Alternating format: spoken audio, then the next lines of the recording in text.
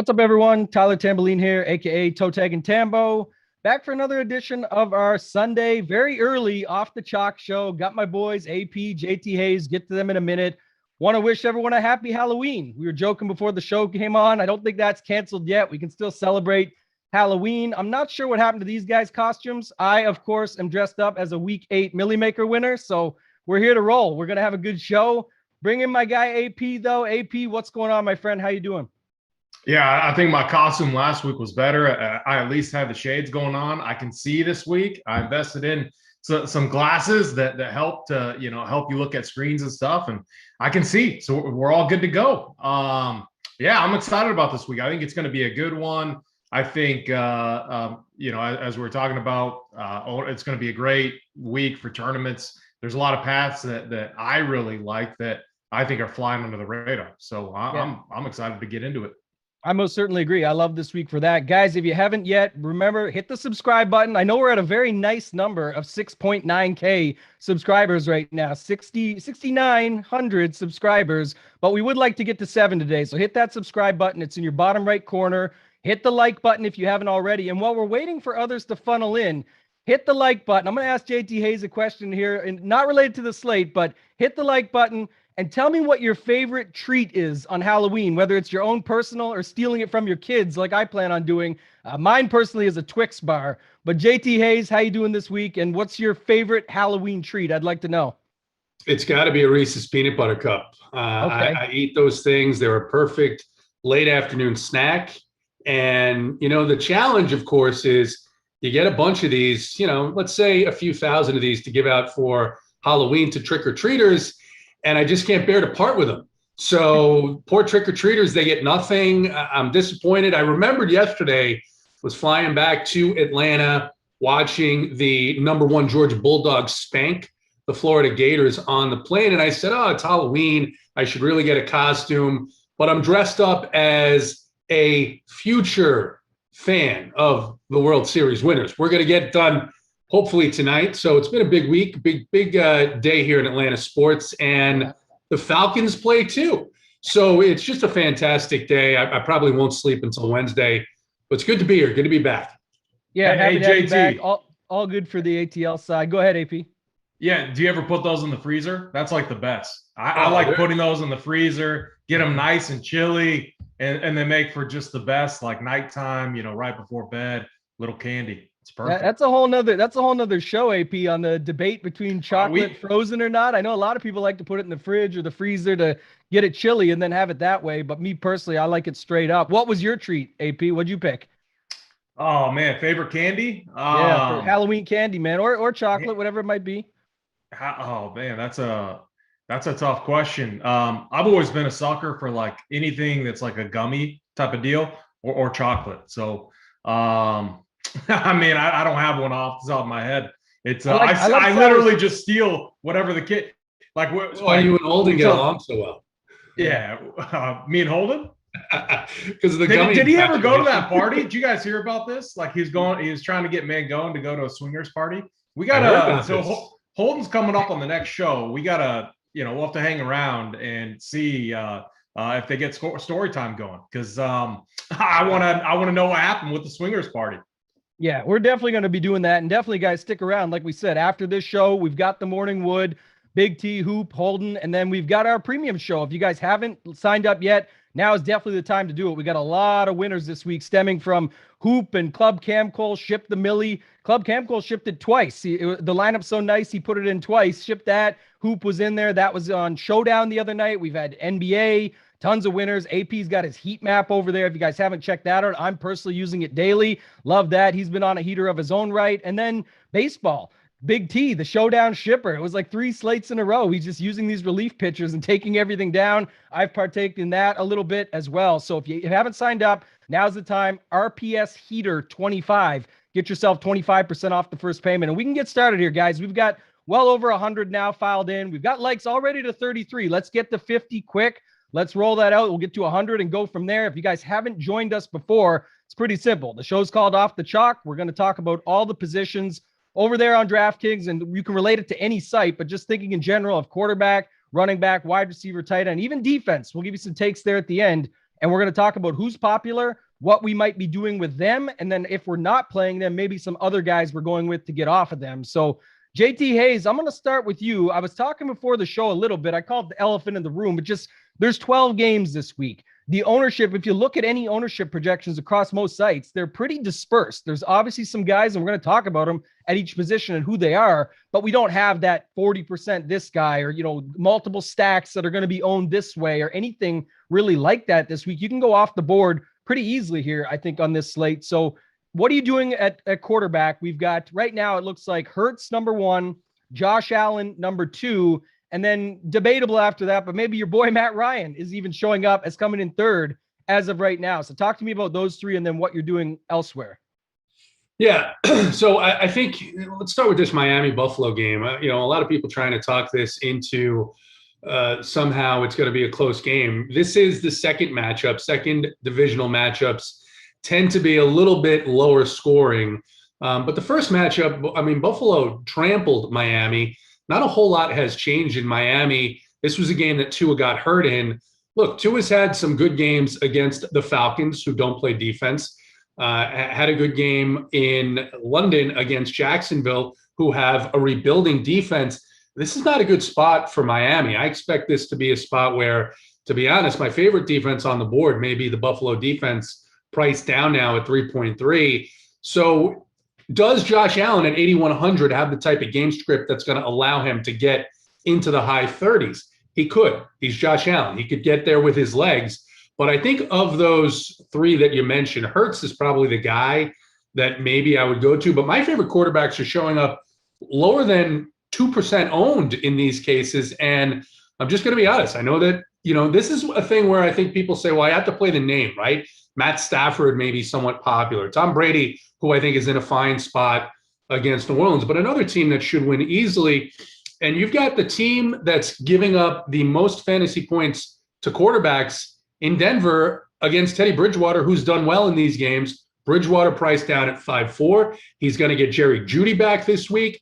I like his top wideout in this spot, Cortland Sutton. And then a guy that nobody's going to play. And I understand it. But everyone talks about this guy as if all of a sudden he's awful. He's the same quarterback. He's had a couple of disastrous performances, but that's kind of what you get with Sam Darnold. He's going up in a matchup against a team that gives up the second most fantasy points to quarterbacks. And you have to like DJ Moore in this matchup in a nice bounce back spot here. Both these quarterbacks in the 5K range, I'm going to have a ton of these 2 guys. And, forget about this. Oh, Sam can't be good without Christian McCaffrey. He can be just fine against this offense. He was just fine against Dallas in the same type of matchup where he didn't see a pass rush. It's a faster paced game. This is the first divisional matchup between the Falcons and the Panthers. I'm going to take some shots there as well. So I like those 2. I like Brady a little bit, and I'll probably side with Hurts. I'm going to fade. I'm going to fade Josh Allen. I'm going to fade Matt Stafford today. Okay, I don't hate that. I like what you said there. Man, as far as Darnold goes, I think any quarterback can be good against ATL, as you well very know. So I think he's just fine. They give up plenty of DraftKings points as well, so it would make some sense. We'll get to Chuba Hubbard, maybe some conversation around that later when we get to running back. But let me flip it to UAP. Lots of options to go with here. The guys at the top, again, to mention them, Josh Allen, Jalen Hurts, and then we'll say Matt Ryan for this exercise. What are you doing with those 3? And then where else are you going on this slate? Yeah, Jalen Hurts has just been a fantasy machine. Not a great real-life quarterback. Some you're going to hear, if you listen to the show, not a good real-life quarterback, great fantasy quarterback, gets a fantastic matchup against the Lions. However, I think this is one week where I agree with JTAs. I think in tournaments, we can, usually I don't care about ownership when it comes to quarterbacks, Right. I usually get different elsewhere. I think this week's going to be a little bit different. I think Hurts, Allen, Ryan could command a ton of ownership that are going to leave many of these guys down below them much lower owned. My favorite quarterback on this week is actually Justin Herbert. This guy's a machine coming off a bye week. Tougher matchup. If you just look at it on paper, tougher matchup. Bill Belichick kept Justin Herbert in check last year. It was a terrible game for him. So I'm sure, I think it was his worst game that he had all year. Now you got the Patriots traveling to the West Coast. They haven't been as good on the road. We saw, I mean, we can see these games kind of get into semi shootouts. I mean, week 6, Cowboys, Dak put up 32 DK points. Week 5 at the Texans, they made Mills look like an elite quarterback. He put up 28. Both his receivers, Moore and Conley, both went nuts as well. So give me Justin Herbert at 5 to 6% ownership here. I love his target, Keenan Allen. You could even you could go Mike Williams if you want some salary relief. Jalen Guyton. And I know we'll get into the other positions, but I think it's a really interesting game to stack up. And then, man, it's hard. Like, so chalk that I'm considering eating, like Josh Allen, such a great spot. Man, my only concern is, like, if I play Josh Allen, I almost just want to run him naked and get different elsewhere, because we've seen in these games where he's going up against an inferior opponent, he can spread it out. We can see like 4 or 5 different guys in this game get touchdowns, so like it becomes a difficult spot, if you want to stack it up, or you just do an onslaught stack, which we've seen work in these high spread games, where you take Allen and you take multiple of his pass catchers. But for me, how I'm getting different, Justin Herbert, and then, I'm looking at Tom Brady too. I think it's you, Tambo, each and every week. You always got this Tom Brady onslaught stack going, and then we pull up the games, and Tom Brady, the GOAT, just, he is just rolling. He looks so good this year. I'm not too worried about, the game is in a dome also. I know the Saints defense has looked pretty decent, but man, it's a way different matchup this week than what they had last week against the Seahawks, who don't really have a quarterback right now. So Tom Brady plus his receivers, Godwin or Evans, could be a fantastic route to go as well. Yeah, lots of things you're saying there get me going and excited here on a Sunday early, because I'm really about that game. I'll talk about it in a second. Guys, in the chat, hit the like button again. Before we get to the next segment, you can also help segue us. Throw in the chat who you think some of the running back chalk is this week. Like I said, it's a little more dispersed than normal, so I just want to get some names from you guys in the chat. We'll look at them, call some of them out as we go through the position. But for me at quarterback, AP, you brought up a couple things. I'm with JT Hayes and you both. Like the Allen side for me is hard to get to. The point you brought up is that it's just hard to stack them. I know people say, oh, Diggs, it's easy. Sweeney, you can mix in Sanders, Beasley, but then you've got other guys there, Moss, Singletary. There's just so many ways. Do you play them naked? Do you onslaught it? It's Miami. The whole conversation, I know Bobby Gomes talked about the content bros and the run back situation. Do we need to run it back? Well, it's Miami. You probably don't. Can we just play the defense like JTA? So if I'm saying that many things about Josh Allen, that's what tells me I don't need to play him this week, because just too many things going on. If you are playing him, be very committed to it, because you'll have to get different even within those Josh Allen lineups. I love what you said about a couple other guys, though. I really do like Brady. I actually like that game environment. One thing I haven't heard talked about enough, I think JSU's in on it. We'll hear later on the premium show. And guys, if you haven't signed up yet, RPS Heater 25. Get yourself 25% off your first month. Get in the Discord. That's the key. So I'll tell you that a few more times throughout the show, but that's something I highly recommend.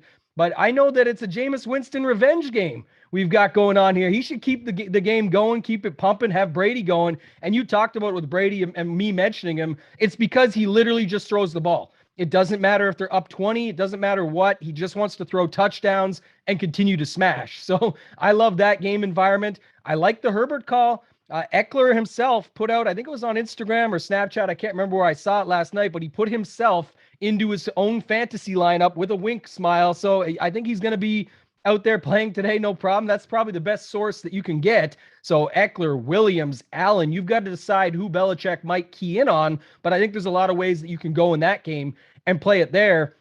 And then lastly for me, Burrow and Stafford, I can't go without mentioning them. I do have a tighter quarterback pool this week. I can get to maybe on FanDuel or Super Draft or something like that, JT Hayes with the Bridgewater call, because it's so cheap to stack up. You can do it on DraftKings too. I just have other guys I like more, but Burrow and Stafford just continue to go off. And I think a little bit overlooked. I said it in the slate plan for me this week over at RPS, give a little bit of it away, but the Stafford thing is just funny because he keeps crushing, going off. We know who to stack him with. but then people kind of avoid it because, or they don't avoid it, they just don't go hard enough with it because they're almost scared to commit to Kupp and all these factors. And I don't love Kupp as much, but I do love with the Djax trade situation, everything that's going on there, that the target tree got even tighter this week. And I said it also in the slate plan. Don't forget, you can definitely stack Stafford with Darrell Henderson this week, and that'll bring us to running back in a moment. I already seen a bunch of Henderson conversations in the chat. Mega Chalk says David Graves, and I think you're right, but you can do things a little different by going with him and putting him with Stafford. He's been getting the targets, and you also capture the red zone. I talk about this all the time, but Stafford, him, one receiver, if you've got, Stafford, Henderson, Kupp, that's pretty much the red zone covered for that team. And they are what, a 15-point total against Houston? I think that's a pretty good idea. JT Hayes, any other final thoughts on quarterback before we move on to running back?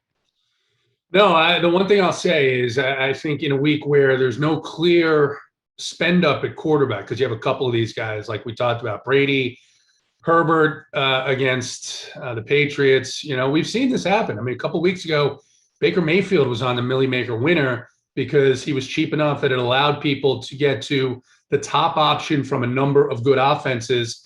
This week, I think it's even better. I think paying down a quarterback this week is going to get you both that 4 to 5x with some of these guys at quarterback and also allow you the flexibility to get to spend up one wide receiver position, one running back position. So for me, that's the way I'm going to go this week. Yeah. AP, anything you want to add before we move to running back? I mean, I'm pulling up our guy, Big T, his player pool one. I mean, if you haven't looked up like the player pool charts that we have, his by far looks the sexiest. He's got this dark mode going on, easy on the eyes. It's very tasty, as we often say. I love his quarterback pool. I mean, I'm feeling better and better about this week. I mean, so for me, it's Herbert. You guys, Tambo, you sold me on Winston. I'm gonna have a piece of him. I think so. Like for me, Allen might be the guy that I move to a fade. I don't know if I can fade Hurts. He's just been too consistent fantasy wise. So I'm gonna say Herbert's my number one though for sure this week. I'll the most shares of him out of any quarterback. All right. I like it. Yeah, I mentioned mine there. We'll move to running back. I'm going to flip to you, JT. I'll give you the three at the top. The chat already mentioned, I mentioned David Graves said Henderson, mega chalk. He's kind of the main chalk on the slate, maybe for good reason. We'll get your thoughts on Henderson especially. And then going down from there, it looks like a mix of Swift, Mixon, maybe Jonathan Taylor, that sort of group there after that. So just talk to me about Darrell Henderson first off, and then what you're doing with some of those other guys, and then where you're going to get different this week. Henderson's in a really good spot. He was in a really good spot last week, and he was chalk. And that's the danger, I think, with the Rams with a 15-point spread is it's not necessarily that it's going to be Henderson who's the guy that they use to run time off the clock, right? They might decide not to take their foot off the gas pedal. That game last week against the Lions got a little too close for comfort there for Sean McVay. So this is a situation where maybe you see them throwing it more. I still think that Henderson is a pretty good play.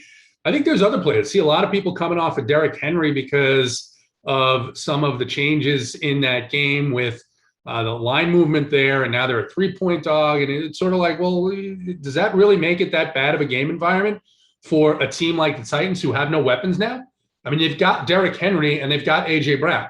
That's the whole offense right now. So they've been doing a little bit better getting Derrick Henry involved in the passing game, and he's down at just 8-9. So I think he's a decent play. I think Nick Chubb is a very intriguing play at low ownership against the Pittsburgh team that's a little bit weaker on defense. And again, another team that has limited options. Odell Beckham Jr. is injured. Baker Mayfield is injured, has had difficulty getting the ball to his receivers.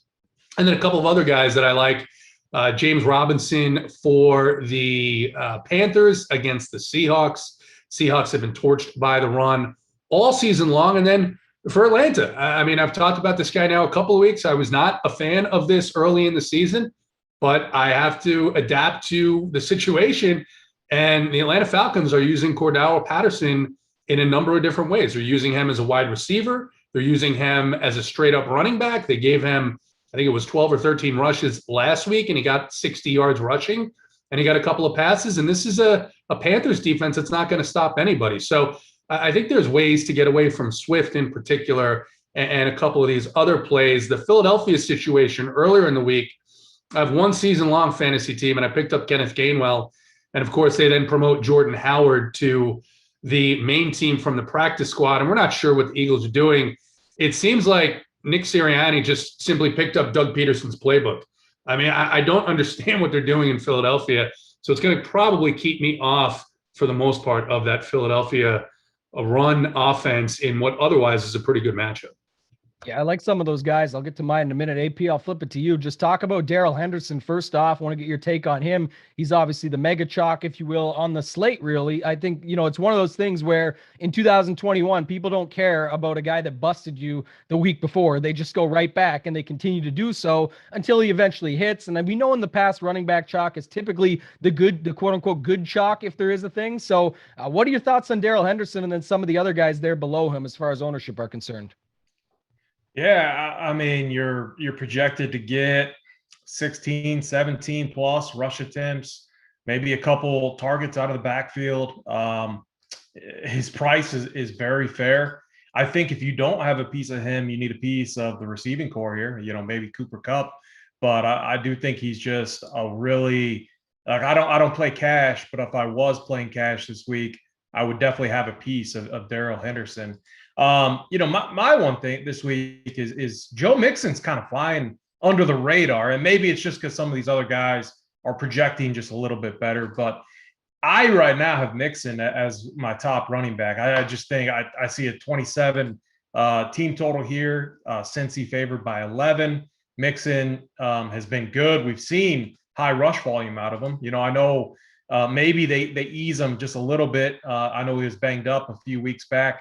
But still, if he gets 15 plus rush attempts, maybe a few targets out of the backfield, it's hard to think that he doesn't find the end zone this week. So Mixon, as it stands right now, is definitely one of my top running backs. Eckler. So I talked about Herbert. One thing that I definitely don't think people are going to do in this game is pair Herbert. One, I don't think a lot of people are going to play Herbert. Two, I don't think they're going to pair him with Austin Eckler. I mean, his price 7.9 is up there. I think it's great. I mean, if you just look at, we see it all the time, especially with a running back like Austin Eckler, who gets a lot of target share out of the backfield. If we get a game environment, anything like the Browns game, I mean, Eckler absolutely smashed. Herbert smashed, and the best way to correlate it in that game, I know this was a one-game sample, but was Herbert to Eckler. So I really like that correlation. I think it's going to be very contrarian.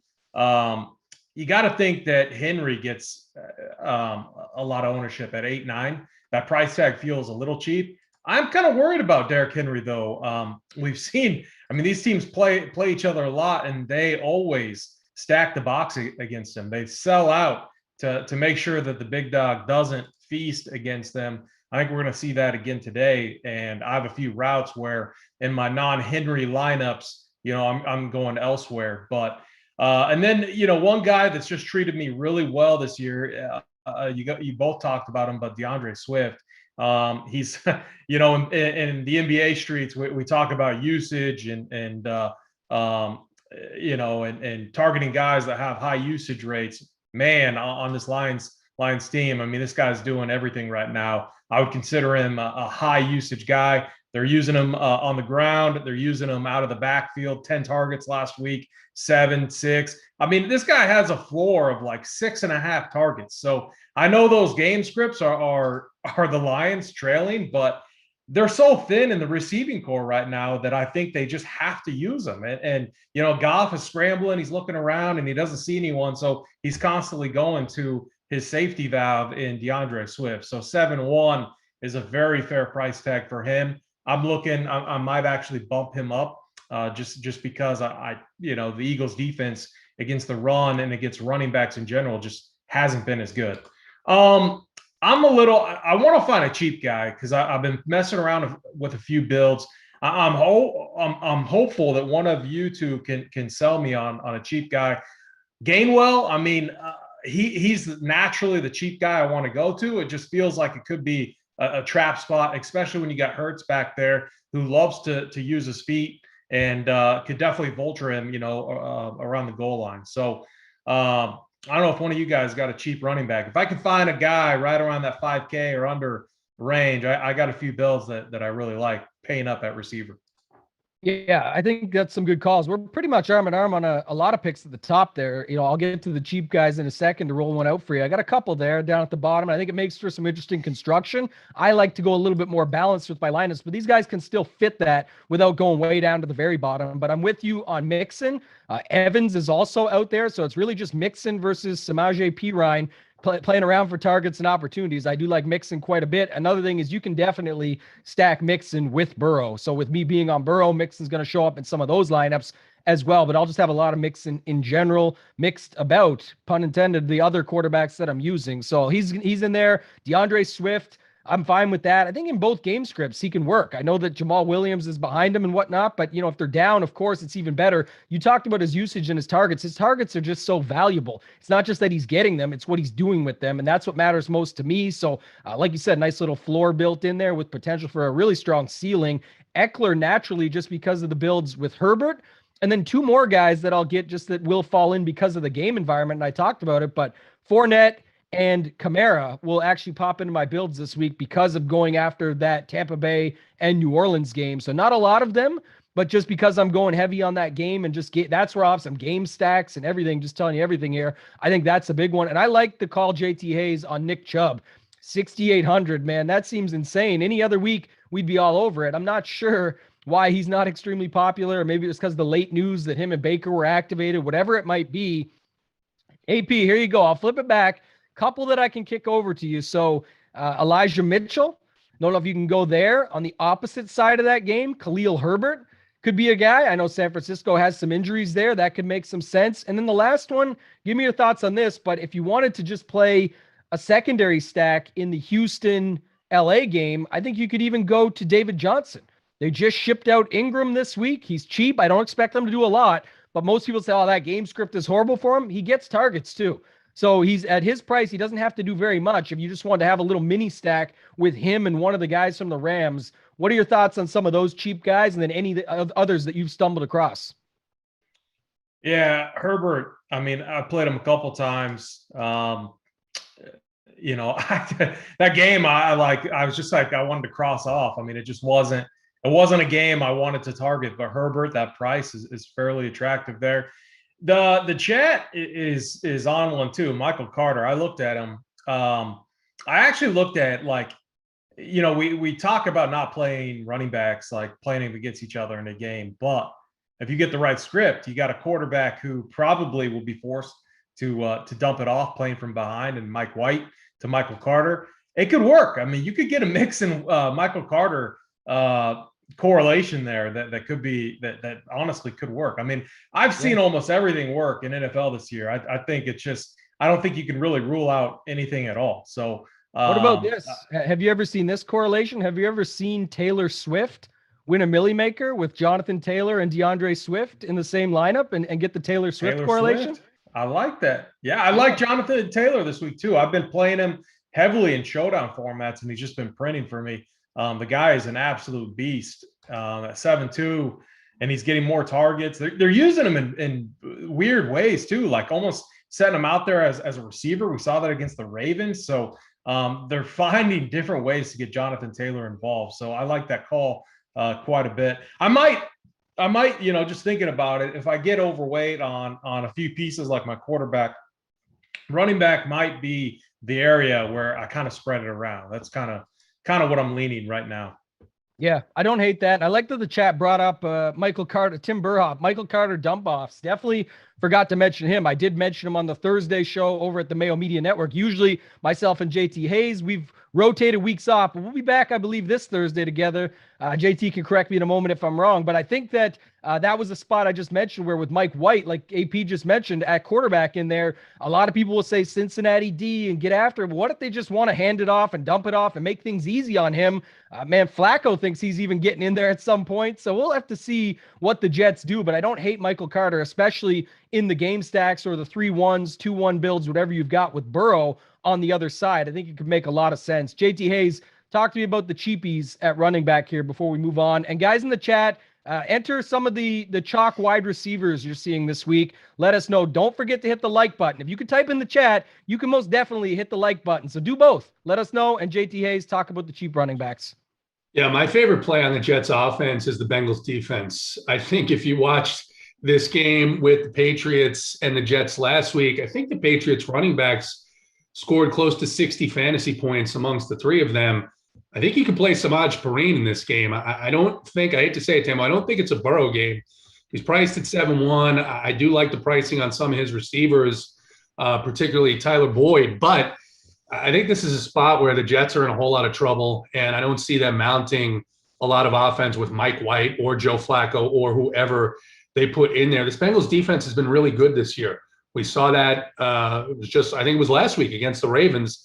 So, interesting tidbit too. I know their defensive coordinator, he happens to be from Staten Island. So returning home, probably wants to show out for the family and friends, and he's got some good skill people to do so. So I'm off the Jets completely. One guy that Bobby Gomes mentioned in the chat last night, and I just threw a question mark up because I'm like, what are you talking about, Bobby? It was Rashad Penny for the Seahawks. And he took a look at his last week was his first week back, said they were getting involved in the passing game. So I'm going to take a look at him. It's a crowded backfield in Seattle, but I think he's down closer to that 4K range. And if you needed to just do a complete punt at running back, which my construction doesn't really lead me there, I'm going to take a look at him as well. But, I've seen in these Bengals games, it's not just Mixon. They're bringing in Samaj Perine on third down. I like Mixon too. I failed to mention him here. The Jets giving up the second most fantasy points to the running back position on the season so far. Look, I think Perine at 4.9 is interesting. If you're playing a Millie Maker and you want to go totally against the grain, talk about correlation here that we've seen so far this season, it's all the running backs against the Jets. Play Mixon, play Perine, no other Bengals. And I think they both could get there against this hideous defense. Yeah, you're hurting my feelings. That's okay, though. I got other quarterbacks. I got to be honest with you. You got to be honest with you. Can I make one more comment on Mixon? When I just look at previous game environments, it just seems like this could be like a game like they had against the Jags where Mixon broke the slate for 40-plus DK points. Right away, first quarter, he breaks one for 70 yards, and anyone that doesn't have him is tilting. I just get those vibes from Joe Mixon this week. I agree with JT Hayes. This Bengals team, my Chiefs have hurt my feelings. I'm so glad they're not on the main slate. I'm literally feeling, woke up feeling so good that I don't have to tilt, Patrick Mahomes, and I could go off on what the problem is there. But the Bengals, I if there's room on the wagon, I want to hop on. This team is fun to watch. I think they're going to have a big day. I think they're the real deal, and I think Mixon could break the slate. I'm pausing just so we can let producer Simon clip that later. I love that call, AP. Let's leave that. That'll be the clip of the week when we put together our promo video for next week of all the RPS winners. So I do like that. Speaking of winners, we got a real winner in the chat, Mr. Hoop, the best at chopping Millie Makers in the world. Never the single ship, but the guy that ships it all the time, and he just shipped it again for 183,000 in the big one the other night. So props to him. I hope he enjoyed a nice Chipotle meal after that. Had himself a good week because we're back here. It's Sunday. We're picking winners. Talked about it already. Hit the like button. The Hoop alone should get us up to 100 likes. Let's go. Hit that like button. Let's keep it rolling here. Keep the chat going. Definitely got some stuff going on in the chat as far as wide receivers. So JT, I'm going to move it over to that. The chat's bringing up some of the names, but Godwin, Higgins, Cooper Kupp, these are sort of the guys at the top. What are you doing with those particular guys? And then what else are you doing at the wide receiver position this week? Yeah, I think, obviously now Cooper Kupp is finally at a price point where you really have to think about it, right? It's 9K on DraftKings, but the guy, all he's done is smash. And it really, the interesting thing, and we talked about this a little bit earlier with the fact that Lions game was very close for most of that game, which was unexpected.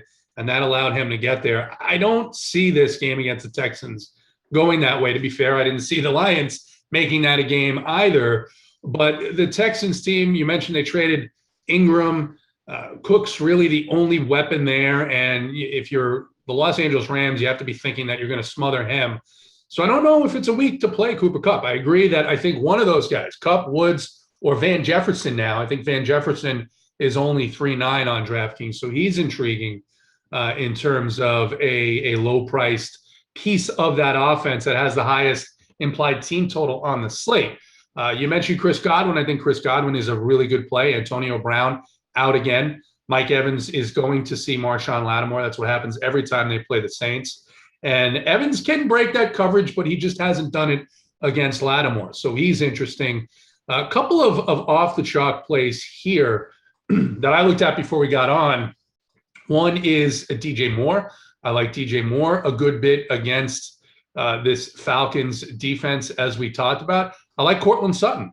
Cortland Sutton seems to rotate these explosion games where he gets to nearly 30 DraftKings points with a down week. Well, he had that down week last week, and now he gets a matchup against the, I guess by the numbers, the worst passing defense in the NFL, the Washington football team. And then there's a name that I was looking at earlier. He's projected to be owned about 2%. He does have perhaps the shittiest quarterback on the slate, but I can't remember ever seeing DK Metcalf under 7K. And it's tough to get there. Marvin Jones is on the other side with a bit better talent at quarterback at just 5'9". A lot of people are going to be on Deebo Samuel. I don't think I'm going to go there at that price. So I think wide receiver, there's a couple of places that I'm looking that are definitely not going to be very highly on. And one last guy, Devonta Smith should bounce back this week against the Detroit Lions. Yeah, we'll get more from you in a bit because I want to go down to the cheaper guys. I think there is some values this week, but I like a lot of what you mentioned there. I think a lot aligns with where my thoughts are at. AP, let's talk about these wide receivers. We'll start with the same at the top. Godwin, Higgins, Cooper Kupp, of course, at 9K now. And then Holden in the chat. I didn't even notice this. I actually do like that call. What's Big T say? I love that, actually. I fucking love that, actually. I like that chair that you've got over there, man. Where'd you get that chair at, AP? I mean, it's always the same chair. I'm just sitting back, relaxing. Usually I'm up forward in the chair and you can't see it, but just you're not hosting today, so you're more laid back. That's what it is. I don't have to host. I'm more laid back today. It's feeling good. No, I actually the wife picked out this chair. It came. I don't know where it came from, but I like it. It's sturdy. It feels good. It's big. It feels good. Receiver. So my favorite receiver this week is Keenan Allen with Justin Herbert. We have yet to see kind of a big week out of Keenan Allen. I think the one thing that Belichick wants to do is, if I'm Bill Belichick, I'm looking at Mike Williams. I'm looking at how he's absolutely torched a bunch of teams. That's one guy I want to take away that deep ball. I think Keenan Allen is going to have himself a nice day today. And I love the correlation there. My favorite way to bring it back is Jacoby Myers. So if you think about what the Chargers like to do, they like to limit big plays. The thing about Jacoby Myers is a lot of his routes are inside 10 yards. So I think it's going to be a day where he gets 10 targets and, maybe has like a 7 reception, 10 target day, hopefully falls into the end zone. I still can't believe this guy doesn't have a touchdown. I mean, I haven't made a call, but I think it comes today. And there's two guys I haven't really been heavily on. And one is Jacoby Myers and the other is Robbie. I got on him earlier in the season and then it's just a disaster. I fared well the last few weeks as I haven't been on him. And I almost just feel like this guy is like cursed or something. And so 4-7 is hard to ignore. Like if I land and my last spot's a receiver and I got, 4.9K, it's going to be hard not to click Robbie Anderson's name despite what he's done, but I just don't feel like I've been burnt by the guy. So that's like the only thing I have going for me with him. We have. We have. I said we've been burned by him. Right. I've won. Like, here's what's happened, and like I haven't had great success in the NFL streets yet, but I can't blame it on Robbie. I mean, last week Pat Mahomes, he put me into tears the entire day. But I mean, what are you guys doing? Are you guys? I mean, we're not to the value section yet. We'll leave them for the value section. My last guy, I got two last guys. Devonta Smith. This guy's just a beast, and he has super high upside. 5.5 K on DraftKings is just too cheap for a great game environment. I could definitely see him getting loose against the Lions. And then one guy I'm just going back to, Calvin Ridley. I think that price is just a joke. I've played Ridley when he's been healthy. I've played him a bunch early in the season, and then he missed a few games. Came back. That wasn't JT Hayes. That wasn't due to like an injury, right? Didn't he have personal stuff going on, or was it COVID? Yeah, personal something stuff. personal. Yeah. But I mean, this guy has a floor of 10 targets. So at 6'6", 10 targets, even with Matt Ryan throwing you the ball, even if they blanket, coverage him and just try to take him out of the game, I'll still have interest in Calvin Ridley there. Yeah, I like a lot of what you were talking about there. As far as the guys at the top, the Cup situation for me is pretty simple. If you can get to him, go to him. But I'm really only going to use him in Stafford lineups, and I'm actually going to try and build my Stafford lineups without him, so that I've got more Stafford lineups without Cup that can use Van Jefferson, Henderson, Woods, Higbee. That's realistically it, and that's what I love with no Djax there. It just makes a ton of sense for me. So, Hoops talking in the chat. Yo. Real quick, I'm such a donkey. I missed one of my he's like my third favorite receiver, but AJ Brown. So I got to make one last comment on him. I've seen this matchup so many times. The Colts just sell out to stop Derrick Henry. It's going to open up AJ Brown, 6'9". Love the price tag, 6'9". I think you have to have some AJ Brown shares this week. Yeah, you're speaking for me now. That's good because I like him quite a bit. I was just going to bring him up. So especially if you're not going to Henry, just get after some AJ Brown shares. I'm with you on Allen. I'll play some big Mike Williams. They've just been doing a lot to get him involved. Some of the other guys I like that are a little bit different, though. I was just talking about the Stafford side, how he just gets easier to stack with no worry of Deshaun Jackson and just being fine with Cooper Kupp beating you at 9K, where 40 to 50 is likely what we would need, or everybody else to completely fail. But I think some of the other guys, DJ Moore was brought up by JT. I like him. Jamar Chase, I'm going to chase. I don't think it's chasing at this point. The guy's just incredible. The connection is there. I know my guy JT doesn't like the Burrow stack, but I like Chase. I also like Deontay Johnson. I think he's in a good spot here, and I think you can play a nice little secondary stack with Chubb and then bring it across with Deontay Johnson. I think that's a nice one to go after here. I like the Ridley call. And then this is the last thing I'll say, just on the Brady side of things. Oh, Mike Evans sucks against Lattimore. I don't care. It's the same thing. It's a one Sunday. It's 1 week. We talk about this all the time. Godwin's a great play. No Antonio Brown. Tyler Johnson is there. You can get different in that game, but I would never be fading Mike Evans just because of Marshawn Lattimore and just because a few game sample size, he quote unquote shut him down. We've seen it every week. It can happen. I had the Brady to Evans call. Was it last week or the week before? I don't even remember now. When I told you the Best Buy pricing, just pay up a little bit more. They both had good games though, but just to go after it that same week, everyone was saying, oh, it's a Godwin week. It's not going to be an Evans week. And then he had 3 touchdowns. So you can play whoever you want in that sense, but let's talk about these values. JT, bring up some of the other guys you've got here down a little bit lower in this range. So I'll start with that same game. I'm not on Jameis Winston. I mean, last 2 games that Jameis has put up points. He's going to face a much tougher test today. Going to face an organization that knows him pretty well, and I think they're going to be able to confuse him. But if you're looking for a punt, Deontay Harris is going to get the matchup against the weaker cornerbacks there for New Orleans. He's back this week, just 3.6K on DraftKings. I do like Tyler Boyd. I don't think it's chasing Jamar Chase, but I also think that that touchdown equity of, is he going to do it every week? Same thing like Cooper Kupp, right? Cooper Kupp has. Jamar Chase has.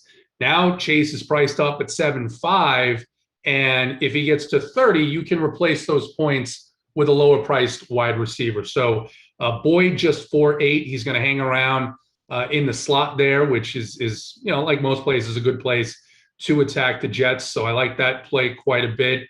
Other than those 2 guys, I mean, Marvin Jones at 5.9. Jones is a boom bust play on any given week. And then, you talked about AJ Brown at 6'9", and I think that he's okay. But if you're looking at that game and people talking about, Carson Wentz and the propensity that the Titans have to shut down the Indianapolis run, then you have to be interested in looking at a couple of pieces of the receiving core for Indianapolis. I haven't seen the news on Hilton yet. I know that he was questionable. If he's back, it makes it much more difficult to play any of these guys. But Pittman at 5'3", Pascal at 4'4", and then Mo Alley Cox, we'll get to him when we talk about tight ends. Yeah, all the reasons you just said is why I don't really like Pittman that much, especially with the ownership that's going to him. There's so many guys on that team. There's 3 tight ends that they run out that people don't even know about, some of them. And then on top of it, you've got all those receivers that you mentioned. It is still Carson Wentz. He could have a big day. It just won't be the week that I'm going after him there. AP, anything for values at the wide receiver position? What do you got? Yeah. So, I mean, you know, if you're talking like Millie Maker, I mean, he's not done anything at all this year, but, you know, I'm on Herbert. Would I be surprised if Jalen Guyton got loose? I think he's a Millie Maker play only, but off a bye week, maybe their coach is sharp. I mean, you know, you got to think that they took that week and just kind of took time to analyze things, and you got to figure Guyton 3-2. You know, if you're Amin and you want to get that deep, he's kind of interesting. Cole Beasley is a name I was looking at just with their tight end out there. He's a guy that I think could get some more target share. Traquan Smith. So I like the Deontay Harris call. Honestly, I don't have like the best read on the receiving core here from the Saints, but I do know it's tough to run on this Bucs team. And I know they get Levante David back, I believe, this week. The Bucs do, which is going to make it even tougher. So the other thing too, though, is you know, you got to figure we're going to see a lot of dump offs to Alvin Kamara out of the backfield. But Traquan Swift, Deontay Harris, I kind of like those calls.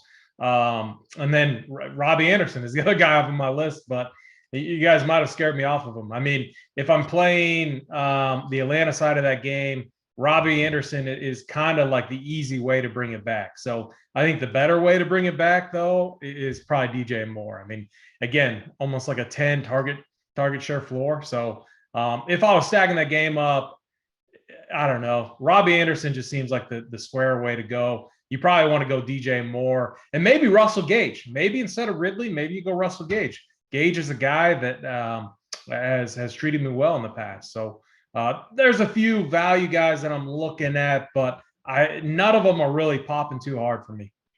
Yeah, I'll talk about a couple more. I was talking about those balanced lineups, and I'll get to some guys in a second. Guys, we're almost to 150. Let's get to 150 likes and keep it rolling from there. We want to get to 200. Got about 20 minutes left, or just under. We're going to get to all these other positions, but we appreciate you out there waking up with us early. Of course, we got the morning wood after this, Hoop, Big T, and Holden. And then if you guys haven't signed up yet, RPS Heater 25 to get on with the premium show with JSU, JJ, Uncle Dunkle, and then Holden after that. So checking out wide receiver, one last thing on some of the guys up top. I think that's where we could see the difference makers this week. You've got guys like Callaway, guys like Moore, who we mentioned, Terry McLaurin, just Ridley, those sorts of guys that can go out and have huge games. Robert Woods, when everyone's on sort of the guys above or below. So I think that kind of makes some sense to me.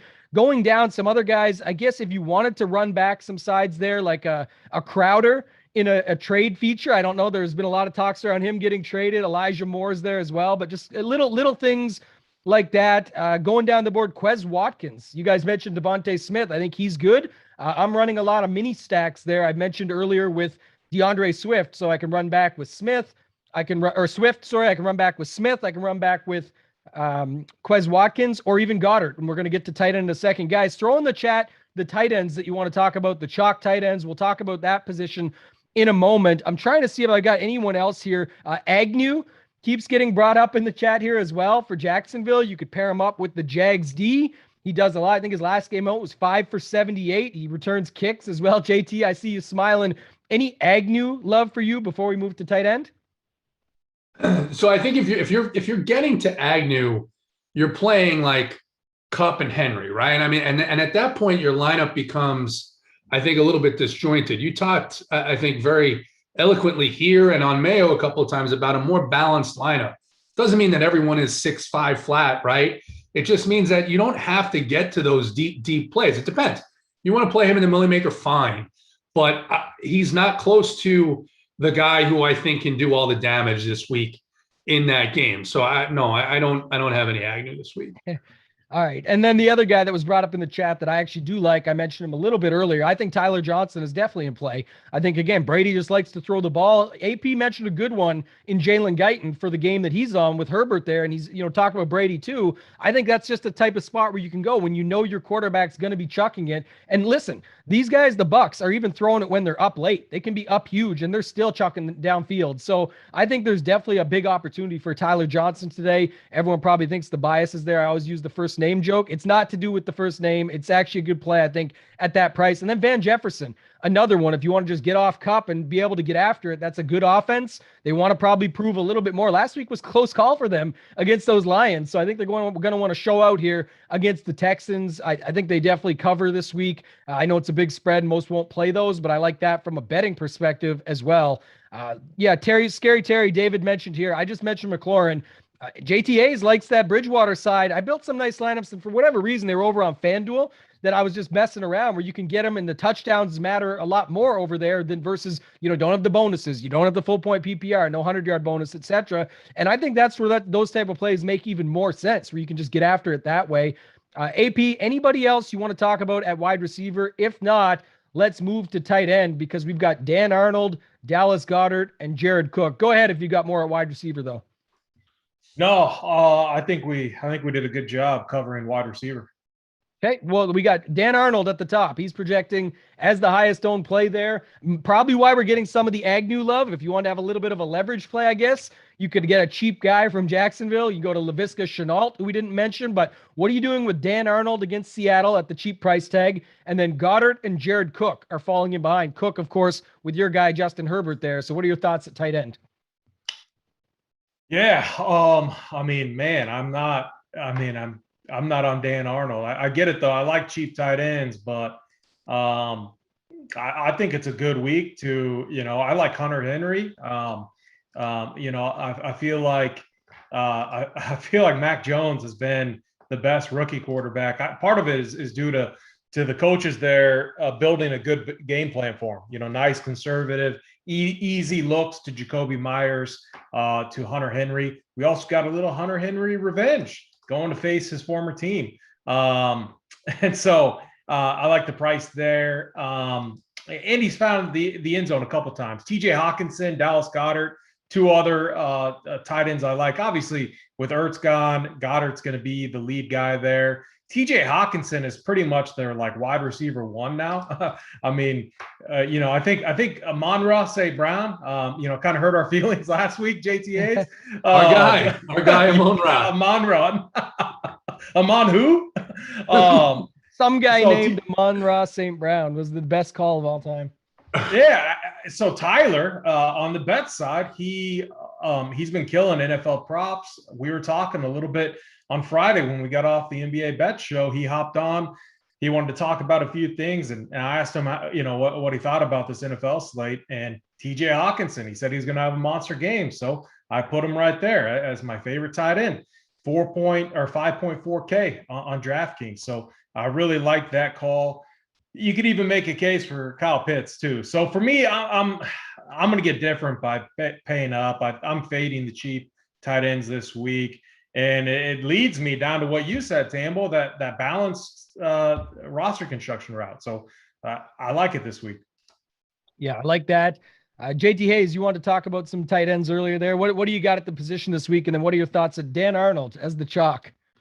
Yeah, I think it's funny. I think it's great. I think it's great for us that Dan Arnold is going to be the chalk. Even if he gets there, it's just kind of funny that this guy that they traded for a couple of weeks ago, and you have no idea where the ball is going. The one thing you know about the Jacksonville defense, finally, after Urban Meyer had his little issue in Ohio, he realized to take the heat off of himself, he should play his best players, and James Robinson has been getting a lot of runs. So outside of Robinson and maybe Marvin Jones, then you sort of get into these very deep tournament plays. I think that's what Dan Arnold is. And to Tyler's point from the bet side, right? You want to play these tight ends generally that are going to see volume, that they're going to see volume, that it's not a crapshoot on any given week. And I think two guys that stand out at the top of the range there are TJ Hawkinson and Hunter Henry. And I think those two guys are where I'm going to start. But there's a couple of other players. I mentioned Mo Alley-Cox. They finally are starting to put Jack Doyle to the side. And it's a risk, but he's only 3-2 on DraftKings. So if you want to go lower, I would prefer him to Dan Arnold. And then there's Gronkowski, who's back. Antonio Brown, who has, been sort of Tom Brady's soulmate this season, all the targets. Now you get the other guy back, the original guy back in Gronkowski. A bit of a risk because you don't know if he's going to be on any type of snap limit or anything. But at 4-6, I think that Gronkowski slots in there. Again, I think the Bucs have the second or third highest implied team total here. And I think you can play Gronkowski. I wouldn't mess around with the other tight ends on Tampa Bay now that Gronkowski is back. And then on the other side of the Washington game, the guy that I would run it back with if I wanted to do some type of correlated game stack, Ricky Seals-Jones is the only tight end in the NFL that's playing every single snap every week.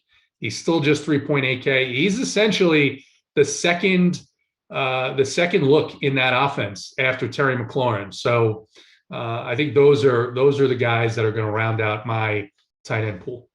Yeah, that's perfect. Let's get to 200 likes, guys. I know I keep saying it, but we've got the morning wood coming up next. I know they're not going to start till it's at 200 anyway. You'll have to wait for the intro and the carryover and all that. We're going to wrap up here about just under 10 minutes, but I'm going to talk real quick here. The only guy I'll have a little bit of that first three at the top is Goddard, who I've mentioned a couple times throughout the show. I do like Noah Fant on the opposite side of that game. I know Albert O got reactivated today with Judy, but I still think even in the games he was in, Fant was still able to do his thing. He's a decent price over on DraftKings, especially getting targets and what he can do after catch, etc. I always think of him like a mini Darren Waller. When he gets the ball and goes, he can get there. So I like him. I like Hunter Henry. I'm glad AP brought up the revenge game. I know Jonnu Smith was limited most of the week, if not all week. So that's something to keep an eye on there. But I still like Henry in that spot. And then in the Tampa Bay New Orleans game, a little bit of both sides, just because, again, I'm trying to get different within that game environment. Troutman, Gronkowski, assuming he plays. I don't mind having some of them just within game stacks only. So I do like that. We'll move to defense, and then we'll get to our plays of the day. AP, talk to me a little bit about defense. Obviously, there's one that I think everyone is talking about this week, so it's not so much who's the chalk, but Washington defense, Washington football team is getting a lot of love. And then the Bengals, I guess, are falling in right behind. What are your thoughts here at DST? Yeah, the Bengals are my favorite defense. Correlating there with Joe Mixon, I think JT said it. The Bengals are going to have a big day today, and their defense looks good. I mean, I would not be surprised if they get a defensive touchdown. Defense is like, we say it every week. I hate it. It's so dumb. It's so high variance. It's an easy way to get different, though. But man, Washington, super cheap. It's like I'm trying my hardest to like not go down to them, but I'm always a sucker for these cheap defenses. But knowing that they're going to be that high owned, and Teddy gets Jerry Jeudy back, that's another cheap receiver that forgot to mention. But another weapon there, and Washington hasn't been as good defensively. So, but Teddy hasn't been good either. So it makes sense that they are the chalk defense. But man, it's just so easy to get different. How I'm going to do it, if I can't get the Bengals in there, it's kind of whoever fits in. Like, I don't have issues like even with the Jaguars. You can play them with their running back. I think JT Hayes mentioned that as well. He's been getting a lot of the share. So for me, I don't have like a hot take on any like sexy cheap defense. It's just if I can get to the Bengals, I'm gonna get a lot of the Bengals. All right, JT Hayes, what do you got? Yeah, I like the Bengals. The Bills, $300 cheaper on DraftKings at 3-3. I really liked all week long the Bears at 2-8. This San Francisco team is something of a mess right now, and they did have a couple of injuries. I think Khalil Mack is either questionable. I haven't seen the injury report on the Bears this morning, but I still like the Bears a little bit at 2-8 if you're going to pay down a bit. And, of course, I don't have any love for the Washington defense because I love Teddy Bridgewater today. Yeah, I X'd them out. I'm not going to play the Washington defense. I can see why people play them in cash or whatever, but I think one of the interesting ones down there would actually be the Lions going up against hurts. Just sort of double leverage on the slate, right? You can play it that way. It's not that they're going to go off. I just think there's an opportunity to get a few, maybe a scoop and score, some sacks for sure, things like that. So I think that makes sense. I'm with you on a couple of the others. Jacksonville, with or without James Robinson, going up against Geno. This is the thing I'll mention real quick. I like Buffalo. I like Indy. I like some other guys, but I want to talk about this very quickly because this is a spot I've done well with in the past. I don't like the Cincinnati Bengals defense today. I know they're going up against Mike White, and that's the situation, but there's the spot where I'm saying people go there because it's a backup quarterback, go play it. But if it's only, 4 or 5 sacks and that's it, and then, these guys can put up a few points, I don't think it's going to be as strong as some of the other outliers that we could get. So I'm happy to space it out elsewhere. And one thing I like about Jacksonville is Geno is going to throw the ball. I think there is going to be much more opportunity against a guy like him, and Jacksonville's even cheaper. So I like that defense this week. And then Buffalo, who you mentioned earlier, they're still coming in like the 3rd highest owned, but I think they Tua is going to make mistakes, throw the ball, be involved. He's their main quarterback. Mike White is a backup's backup that's going to be in there, and I don't think there's going to be much going on with him. So go ahead, AP. Anything else you want to add? And then we'll get to the plays of the slate. I found mine. I think the Chargers against Mac Jones. I mean, we talked about the conservative play calling, but still turnovers have been there, traveling on the road, going across the country, and they're off a bye. So, I think I'm adding the Chargers at 3-1 on DraftKings to my defense pool. Nice. Yeah, definitely could get there against a guy like Mac Jones. Slow and steady. We got about 3 minutes left. We're making it to the end here. Almost 170 likes. We wanted to get to 200. That's the ultimate goal. Got over 400 watching. Key number of 420. So let's get it up to 200 likes. Let's get a 50% like rate. Make it happen for us, guys. We appreciate you waking up with us this early. We, of course, have the Morning Wood up next. JT Hayes, are you ready for the play of the slate? What are you going to go with here? What do you got for the off-the-chalk play of the slate? Yeah, the off-the-chalk play. I'm going to give you the off-the-chalk take of the slate. Either Teddy Bridgewater or Sam Darnold is going to be on the Millie Maker one. Okay, that's definitely off the chalk. I like that. Bridgewater starting to make a lot more sense in my mind, especially with that cheap price tag there. AP, what do you got for the off the chalk play of the slate? Yeah, so this guy is coming in right around 5%. Last year when he faced his team, he got absolutely owned. It was the worst game of his career. He threw 0 touchdowns, 2 interceptions, only threw for 200 yards. 2 weeks ago when he played, he was abysmal. He threw 1 touchdown, 1 interception, and didn't even throw for 200 yards. While the week before, he threw for almost 400 yards and 4 touchdowns. Justin Herbert, he's my off-the-chalk play of the day. He is throwing at least 3 touchdowns today, at least 325 yards.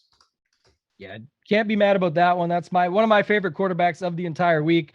So I like that call. I think that makes a lot of sense. I'm going to go to tight end, and I'm going to go with Hunter Henry. I think he's going to be the tight end on the Millie Maker winning lineup. I think he's going to score 2 touchdowns today in the revenge spot. So I know it goes against your Chargers D. That'll certainly beat them up a little bit, but I do like Hunter Henry here this week. If I had to pick just a random quarterback just to add a bonus, I'm big on all the guys I talked about, but could be double revenge game day if Jameis Winston does his thing for New Orleans. So I like this slate quite a bit. I like week 8. JT Hayes, anything else to add before we get out of here? No, go Braves. Game 5 tonight. Yes, sir. AP, anything else to add? I know we're close to 200 likes, but how about no dislikes? Let's go, baby. I mean, that's good mojo right there, right? Yeah, well, that's why we're edging it up. 186. That's really good mojo for a Sunday. That's a good ratio right there. See, I don't know if that's ever been done. Good thing. We'll take it. We want to get to 200, but we came very close. We do appreciate you guys joining us. Of course, appreciate you guys all. For JT Hayes, for AP, for myself, ToeTagginTambo. Simon, get us out of here. Are you stuck in the DFS cash bubble?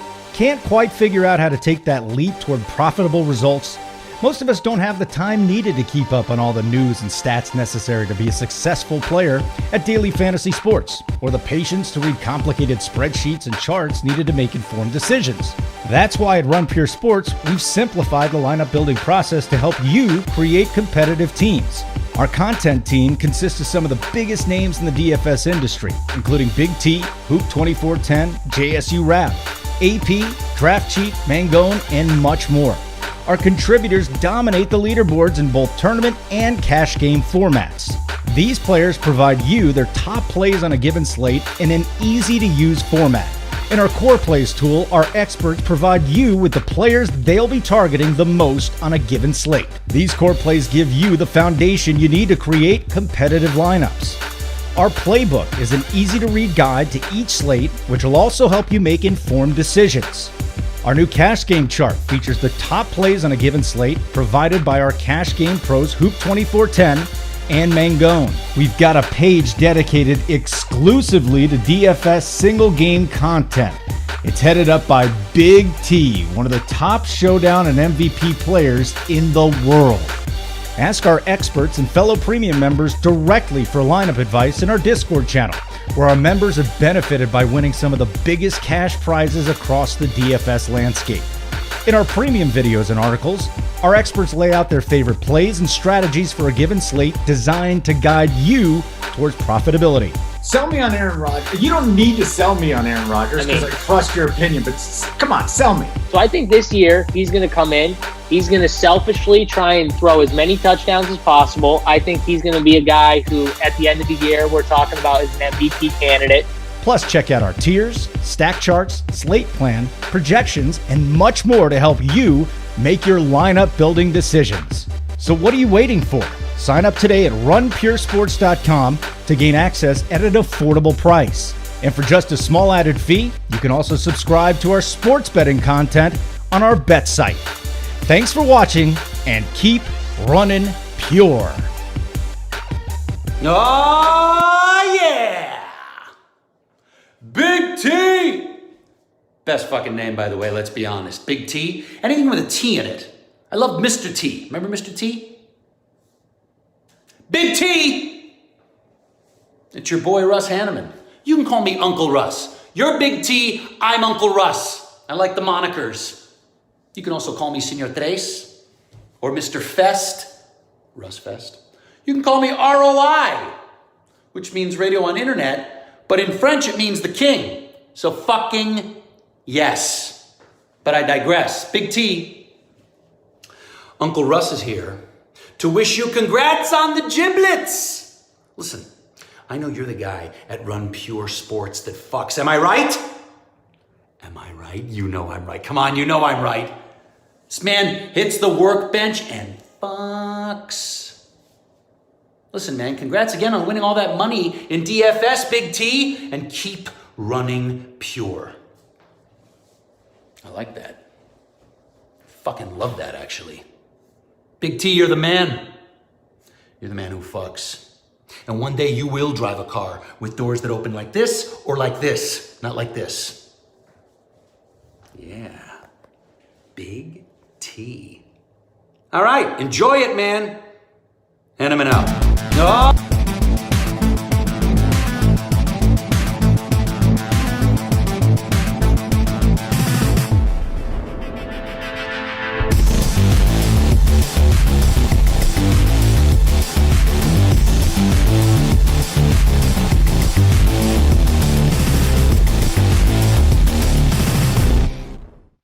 It's the morning wood. It's week number 8. I always say this, man. It stinks, Big T, because you look up one day and then the next day it's week 8 already. But I'm excited, man. We got a good slate today. Carson Wentz, we got our boy here. Carson Wentz been playing well. We're going to talk about Carson Wentz today because this is not a joke. Like, this is serious. Something's coming down with Carson Wentz today. We got a little wind. Buffalo. It's going to get worse as the game goes on. You guys can handle the wind the way you want to. I'm not telling you to get off of Josh Allen. 15 to 17 mile an hour winds, gusts 25 to 30. Cleveland, 15 mile an hour winds, gusts 28 to 30. Chicago, 20 mile an hour winds, gusts up to 30. So you got that whole Rust Belt thing going on there. Chicago, Cleveland, Buffalo. Those are the big things. As far as the new, oh my God. I mean, fuck this. I don't have anything to say. If you like what Hoop looks like, hit the like button. Tony, please, what's going on here? We all agreed last week. I mean, it's bullshit. Like, we all said we're going costume, and no one joined in. No, I mean, forgot. come on. Here. We know Tony's a stick in the mud, You're but right. I mean, I forgot, dude. I'm sorry. I'm sorry, Yeah. Title. I'm sorry, Thank Title you. Town. Thank go. you. Tony? It's your turn. I mean, phew. What are you dressed like? Are you dressed like Weekend at Bernie's? Is that what you're doing? It's just and the same thing I wear. I mean, I got my title hair. Members only. Members only. Yeah, I mean, this is a poop brown members only coat. I mean, it kind of sucks. Years ago, I mean, thrift store. But it kind of sucks so now because this is like the new style of coats that people wear. So like 10 years ago when I was wearing this, they're all like, oh, that's a funny looking coat. But now, unfortunately, this is like the new style of coats. Something like Little T, like Todd would wear, right, Tony? Oh, he would definitely wear that. We were shopping in Miami a couple days ago, or 2 days ago, and that's like the gear that's like $1,000 a coat. Yeah, those things like that I would never wear. Yeah, this is like the new thing, unfortunately. But this is like the original. This is from way back. Yeah, that whole outfit might be like the new style. That hat might even be in now. Yeah, I don't know about the title hair, but the hat. Yeah. I think you look good. I mean, if I appreciate it. You in the hey, if I was at your event last night, you'd probably try to bang me, right? You want to know something? That was last night. I would. Here's what happened though. Man, I got a surprise visit from my sister, and I'm probably gonna have to break up with this girl. Oh man, I'm gonna have to start taking the costume off. I was like so excited to hear I know the you were, buddy. Oh. Listen, I promise you, I'll go. It'll happen. I got a surprise from my sister. She calls me in the morning. She goes, "Hey, I'm in Denver." And first I was like excited, and then I thought to myself, hold on a second.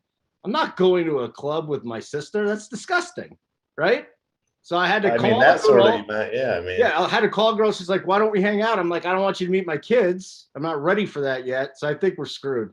So I'm sorry, Hoop. First of all, I didn't meet you when you came to Denver. Second of all, I didn't go to the club last night. Yeah, I have continually been disappointing you, but you won $100K, so who gives a shit? Yeah, it's still more disappointing than it doesn't matter. Just the disappointment's not going to subside regardless of the financial increase. Tony, I just I feel bad because I keep disappointing Hoop. It's the one guy I just. It's about to be a 2-man booth here soon. You guys are hurting me. He loves it. That's the best part. He loves it. He has to pretend. He has to pretend like he's so pissed off, but he loves it. This is so good. He's got to play. He's got to play up his whole little thing. He loves it though. I think he does when it's all said and done. If you like Hoop's costume, hit the like button. If you just want good mojo, hit the like button. And you're right. That is rich parents' hair. There's no doubt about it, Simon. That is. The only part I think that is actually funny is it really does look like Title's hair. That part I do like. Dustin Hatch said Big T looked like Patrick Mahomes in these TikToks. That is what I look like. Oh yeah, that is it. There's your. Oh, you did come in a costume. That's a great call. Oh, does he look miserable or what in those things? I mean, would you be miserable if you're having a tough season and your wife and your brother are shaking it right in the backside of some restaurant on TikTok? The wife's getting, that's got to be the word, right? Your brother's an idiot and does these dumbass TikToks, but your wife getting in there shaking her ass and titties, like, I mean, that's got to be just a brutal. Scene. His reactions are great. He's like, what? And he's just literally just sitting there looking the other direction. Yeah. So his brother's an idiot too, because he did that TikTok. He was dancing on the Sean Taylor Memorial thing in Washington when they were retiring his number. His brother's a ding dong, man. Not a smart guy. But anyways, that's what we got for you. Let me go and read our spiel. I already talked to you about the weather. There are some weather issues. Hoop, I don't know if you were around, but yeah, there's some weather issues today, 3 different places. And then like, subscribe, and what is our code that we're doing these days? Are we back to RPS Heater 25, right? 25% off your first payment on a monthly subscription. The NBA is back, and all right, you know what, guys? You just take this. It's like every night I'm looking, members never win, blah, blah, blah, blah, blah. Hoop, you had a big hit, but it really wasn't just you, man. A lot of members are crushing lately. Yeah, I believe it was that Thursday night. A lot of success in NFL Showdown. Who I got to give credit to my boy Big T. I mean, he taught me the way in these NFL Showdown streets, and have had a lot of success. You need to avoid, like I said, the big joke. You need to avoid the full dusting on the main slate. Today it's going to change. I have a feeling today is going to change the main. It is crazy at Runpure Sports. I mean, we're very honest about everything here, and like the success we have had across the board in every single sport is just impressive. You look at the member never win things, like the screenshots that come in. I mean, NBA, Showdown, PGA, just every imaginable thing. And these main slates have been relatively rough, at least for me. But I'm gonna, we got more than half a season left. We got the playoffs. We're gonna turn it all around for sure. All right, so here we go. NFL winners. Okay, Hoop and Cam. Who's Cam? He won Our boy. 192,000. Who's Cam? Cam is one of the legends of Runpure since we've started this thing. He'd probably be one of your favorite. If you sat down and talked with Cam, he would be your favorite person at Run. That's who you need.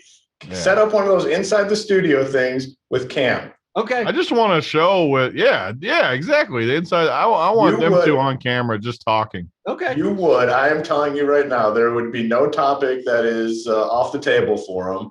He will give you everything you want. We need to have people like sign a notice though that they can't sue us if they listen to this. Yes.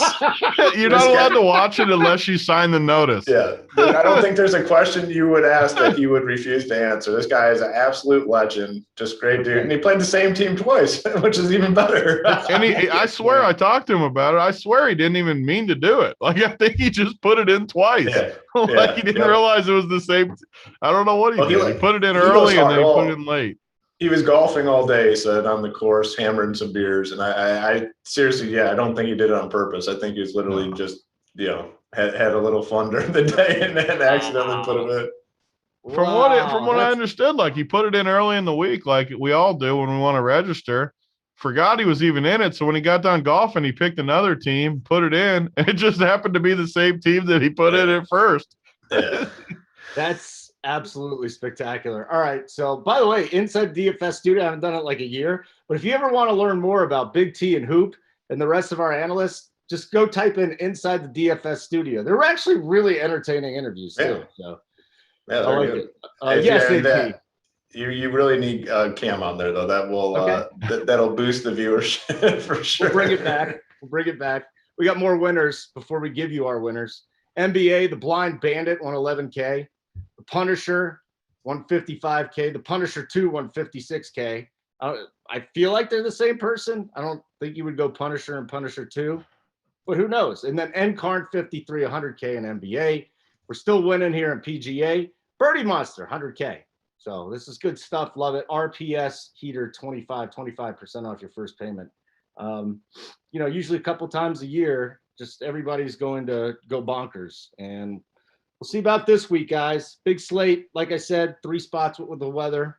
Cleveland, Buffalo, Chicago, heavy winds, but we'll see however you want to handle that. Let's start. Let's get going here, boys. One other thing I want to add, sorry, before just in this segment, members never win. So our boy Helmet Creator does the newsletter and he kind of gathers the screenshots, and newsletter goes out 3 or 4 days a week. He said in the last 2 weeks, he said each time that he's gone in there's been well over $500,000 in screenshots. So he kind of tallies them all up. He puts them in a spreadsheet. Said every single day for the last 2 weeks, over $500,000 in winners. So things you love to see. I'll say it again. It's like, all right, so Hoop won. Oh, it's only the guys that win, the big guys that win. It's only Hoop and Big T, and it's not. That's why we did the members never win thing, because it's a lot of members winning these. Sure, we got the best players in the world, which is why they keep winning money, but you're getting advice from these guys. All right, enough sucking everybody off. Let's get into these games. Cincinnati and the Jets. Hoop, let's go to you first on this one. What can we really expect? Is this just a ton of running today for Joe Mixon? Is this Burrow to Chase, Burrow to Higgins? And then the other thing is I just don't see any run back with the Jets. Like if you are going with the Bengals today, I would not play anybody with the exception of Michael Carter. And that would be about it. What's your take on this game? Yeah, I think that's where people kind of get caught up, and I personally think make mistakes is when they stack a team. So if they're going to play Burrow and a wide receiver, they think they have to run something back on the other side, and it's just not the case. Like you don't absolutely have to have a run back, and this is a situation where I wouldn't be having a run back because the Jets suck. A lot of options on the Bengals side. You can go the passing game, Burrow, Chase, Higgins, even Tyler Boyd. I don't hate. So you can definitely play, I think, all these wide receivers. And then the other option is going Mixon. I mean, this is a game where the Bengals should have full control, do whatever they want. They're one of the more improved teams in the NFL. And then, they get a matchup with the Jets, who just suck every year, regardless of what happens. So 11-point favorites here. They can go about it a bunch of different ways. They can get them with the passing. They can get them with Joe Mixon. This is kind of one of the teams in most of my teams, in most of my teams, I want a Bengals guy, whether it's Mixon, whether it's Chase. T. Higgins is really cheap. I mean, had a ton of targets last week and continues to get a lot of targets, but last week was 15 targets. So they really like going to Higgins here. So 5.2K. Way too cheap for him. Joe Mixon, 7.6 on FanDuel, 6.9 on DK. I think phenomenal. I mean, he is slate breaking upside in this sort of matchup. The obvious drawback, though, is what I've talked about with the Bengals all season. They have so many guys that are capable of having big fantasy performances, where obviously they all can't get there. I mean, you got Chase, Higgins, Boyd. Uzoma has had some big games this year. You have Mixon, who obviously can have a big game. So that's the one drawback, I think, with the Bengals overall, is there just so many fantasy options where there's just no way they can all get there. All right, so Tony, let's talk about Joe Mixon here for a minute, man. He's been running pure. He's getting a ton of work. He's got the Jets today. The question is just, is he just going to get so much work in the running game? Who cares if it's a blowout by the fourth quarter? Yeah, I mean, these are the type of games where I always have the similar philosophy, where I think the Bengals probably destroy this team. So I want more of the running game than the passing game. Although, I mean, I would never tell you not to play Jamar Chase. The dude looks like a total stud. But I'm going to be more on the Mixon side this week. I just think that they should be able to handle him pretty easy. I still like those other guys. T. Higgins is somewhat cheap too, kind of across the industry. I think Boyd might even get a little play, but Boyd just hasn't. He just kind of falls down the pecking order a little bit, to where not sure he has the same upside we've seen in the past. But I like the Bengals. I do. I mean, I'm kind of on the opposite side of Hoop in tournaments. That's why he's really good at the small fields, and I'm better at probably the bigger fields. My weakness is I always want to run it back. And in the smaller fields, it probably hurts me, honestly. Be more of a standard lineup type build, where Hoop is the best at that of anyone in the world. Just jamming in those plays, not worrying about all the little stuff. I worry more about the little stuff just because – that's just my philosophy. So, and I like these guys though too on the run back. Like, if I hated everybody the other way, I wouldn't. But Michael Carter's been pretty good. I mean, I've been on him too, so it helps. But I mean, he's been relatively solid, and he hasn't. What has he got? Only two touchdowns. But last week he got 9 targets, 11 carries, and I just think he's a pretty good run back too, because no one's going to play him. What is his price on DK? He's 49. 4,900, which goes a long way to helping. If you're running a team like Burrow, Chase, T. Higgins or something, a lot of people wouldn't run it back with Carter, but he could get 10 targets and he could break one deep. I mean, this dude is a talented guy. So for me, I mean, you could even play Crowder too. I don't hate Crowder as like a PPR guy. The good thing about Carter and Crowder, they both could get you like upwards of 10 catches, and that gives you a little bit of upside built into that backside of these Cincinnati stacks. We're going back in time where Big T opens up the show and talks about the team that's projected to score 14 real life points. It's a tough scene. No, you should have saved the joke for a different spot. I'm not playing Jets without Bengals. I don't even like this game that much. I don't even have these guys. He just looks excited. He just got a little excited to talk some football, and got the Jets. Yes. Like button, guys. Oh, I've been saying 600-700 lately, but you know what? I'm just going 550 today. We're gonna keep it nice and attainable, because Hoop is always, man, you set the bar high.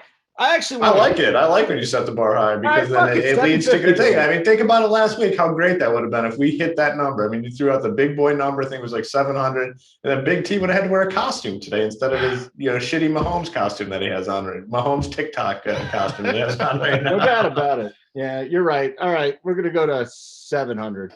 We went right back up to 700 Yeah, with 540 I watching. agreed though. I said 550 was good. I mean, 550 was 550 is good. All right, 550. it's I don't Halloween. know what you know, you're we getting don't at want, 550, but we don't want to how about scare this? anyone away. We hit 550. I won't take my shirt off. So, like, all right. We hit 550. You know, we don't hit 550. You're getting nipples. So, like button would be nice. RPS heater 25% off your first payment on a monthly plan. And listen, we all play football. We love football. It's absolutely amazing. But like we said, it's NBA season. A lot of you watch the free NBA show. You get the really good stuff behind the paywall with these guys' course. There's no question about it. I'm doing that Up to Lock show just about every day during the week, except for Monday, of course. And, you know, JSU takes it Up to Lock. Tony stops by Up to Lock. What are you doing during the Up to Lock shows? Because I've never seen you there. Are you at a mall? Are you feeding your kids? What are you doing? The mall. Well, I'm usually on the hardwood show. So after the hardwood show, I eat dinner real quick. I get back to my desk, polish up the cash chart, and lock in the winners. I mean, that's kind of the process. Are you like? Why do you want me to join you on the Up to Lock show? I would listen. I love working with you. We do the cash show on Thursday. Yeah. That's a wonderful show. Obviously, we're stroking each other a little too much today, but that's okay.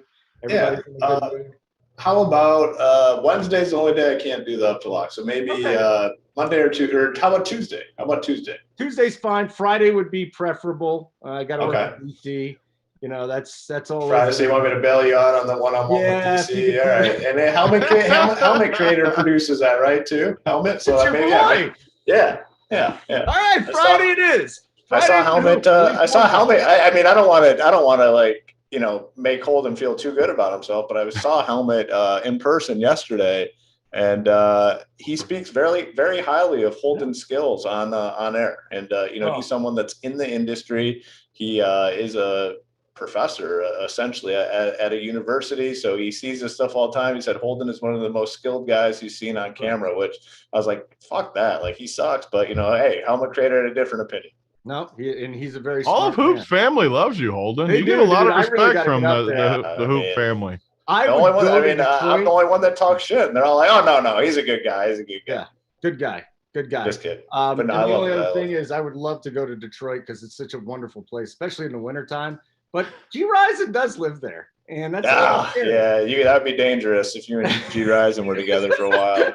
Stay away. I'll tell you, you can't. You and one thing that I know cannot ever happen in the future. You, G Rison, and Uncle T in the same establishment. That would not work out well. Why? We can't ever broadcast the Wishbone live. Yeah, Uncle T is very sensitive about the activities that you and G Rison would partake in.